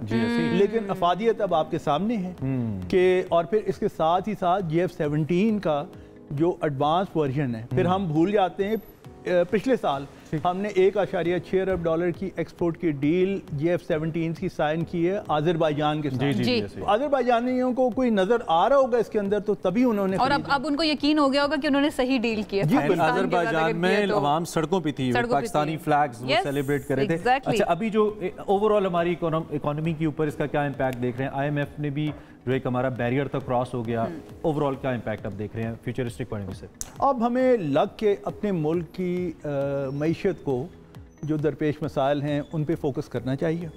जो जंग के दिनों में गैर मुसद्दक़ा इतलात थी कि जी बड़े बड़े सेठ कराची से भाग रहे हैं, पैसे वैसे लेके जा रहे हैं, मिडल ईस्ट की तरफ जा रहे हैं, कुछ मुबालगा भी था उसमें, बल्कि अच्छा खासा मुबालगा था। उस स्टेज से हम, परवरदिगार का करम है कि हम कामयाबी से आगे चले गए। अब हमें सिर्फ और सिर्फ अपनी मईशत को और अपने मुल्क को ठीक करने की, इस्लाह करने की। ये जो बजट आ रहा है अब आगे 2 जून को पेश किया जा रहा है, वैसे तो हम रोज़ ही करते रहेंगे इसके ऊपर बात। What do you expect and आप प्रिडिक्ट क्या कर रहे हैं? वैसे मुझे पता है आप प्रिडिक्शन पे बिलीव नहीं करते, लेकिन क्या मार्जिन नज़र आ रहा है कि आवाम को कुछ रिलीफ मिल सकता है, स्पेशली सैलरी क्लास को? अब इतलात ये हैं कि शायद सैलरी क्लास के जो टैक्सेस हैं उसमें कोई कमी की जाए, लेकिन एक परेशानी की भी इतला है, और वो ये है कि शायद पहली दफ़ा या कई साल के बाद पहली दफ़ा पेंशनर्स पे इस दफ़ा टैक्स लगाने चले हैं, जो कि बहुत बुरी खबर है। ये एक बुरा प्रेसिडेंट है, बुरी मिसाल है, ऐसा नहीं होना चाहिए। जो लोग 60 या 65 बरस तक अपनी ज़िंदगी गुजार, लेकिन अभी शायद तजवीज़ है, अभी इस पे अमल दरामद का तो कुछ कह नहीं सकते। बहरहाल तो वो अमल दरामद नहीं होना चाहिए, क्योंकि तो उसकी जगह फिर और कहाँ से टैक्स रिकवरी जो है वो की जा सकती है? टारगेट कहाँ से पूरा किया जा सकता है? अगर मैं आपसे, मुल्क में 2% आबादी है जो कि अपनी आमदन पे टैक्स देती है, जो बाकी 98% है, 98% है, उसमें सारे के सारे गरीब नहीं हैं। उसमें एक बहुत बड़ी तादाद ऐसों की है कि जो अपनी हैसियत से या तो बहुत कम टैक्स देते हैं या फिर टैक्स देते ही नहीं हैं। आपने कब सुना था पिछली दफ़ा कि पाकिस्तान में किसी को टैक्स ना देने के इल्ज़ाम में गिरफ्तार किया गया हो? आप पढ़ें जाके अमेरिका की तारीख, एक शख्स था एल कैपोन, जो कि बहुत बड़ा गुंडा था और उसके ऊपर हुकूमत हाथ नहीं डाल सकती थी। बिल आखिर उसे पकड़ा और जेल भेजा गया। क्यों? क्योंकि ये साबित हुआ कि उसने अपनी आमदन पे पूरा टैक्स नहीं दिया। तो ये पाकिस्तान में टैक्स इवेजन के ऊपर कड़ी से कड़ी सजा होनी चाहिए, क्योंकि ये लोग इस्तेहसाल करें। बिल्कुल साहब, थैंक यू वेरी मच। खत्म हो गया, लेकिन बहुत शुक्रिया आपका, आप तशरीफ लाए। इंतहाई अहम मौजूद, इस पे बात हम करते रहेंगे इंशाल्लाह, because economy is very important. Modi साहब का जिक्र आयशा साहिबा करी थी, डिसॉल्ट राफेल को नहीं छोड़ती हैं, चाहती हैं और उसके शेयर गिरे। मोदी साहब ने अपनी IPL से लेकर, डिसॉल्ट राफेल से लेकर, S-400 से लेकर कोई ऐसी चीज़ नहीं है। अपना मीडिया, अपनी फिल्में, सबका भट्टा बिठा दिया। थोड़ा ब्रैग हमें करने दीजिए। हम ठीक है इंडियन मीडिया की तरह बात नहीं करेंगे, बट अब हमारा बनता है, अब बनता है कि हम थोड़ी सी जरा ना ब्रैग कर लें, उन्हीं की ज़बान में वो थोड़ा शो ऑफ कर लें, उन्हीं की ज़बान में कि देशवासियों कैसा लगा? देशवासियों आई एम श्योर बहुत अच्छा लगा होगा। वक्त हमारे पास हो चुका है, जो हमारे देशवासी हैं आपसे इंशाल्लाह कल मुलाकात करेंगे। अपना बहुत ख्याल रखिए, अल्लाह हाफ़िज़। रहिए, अल्लाह हाफ़िज़।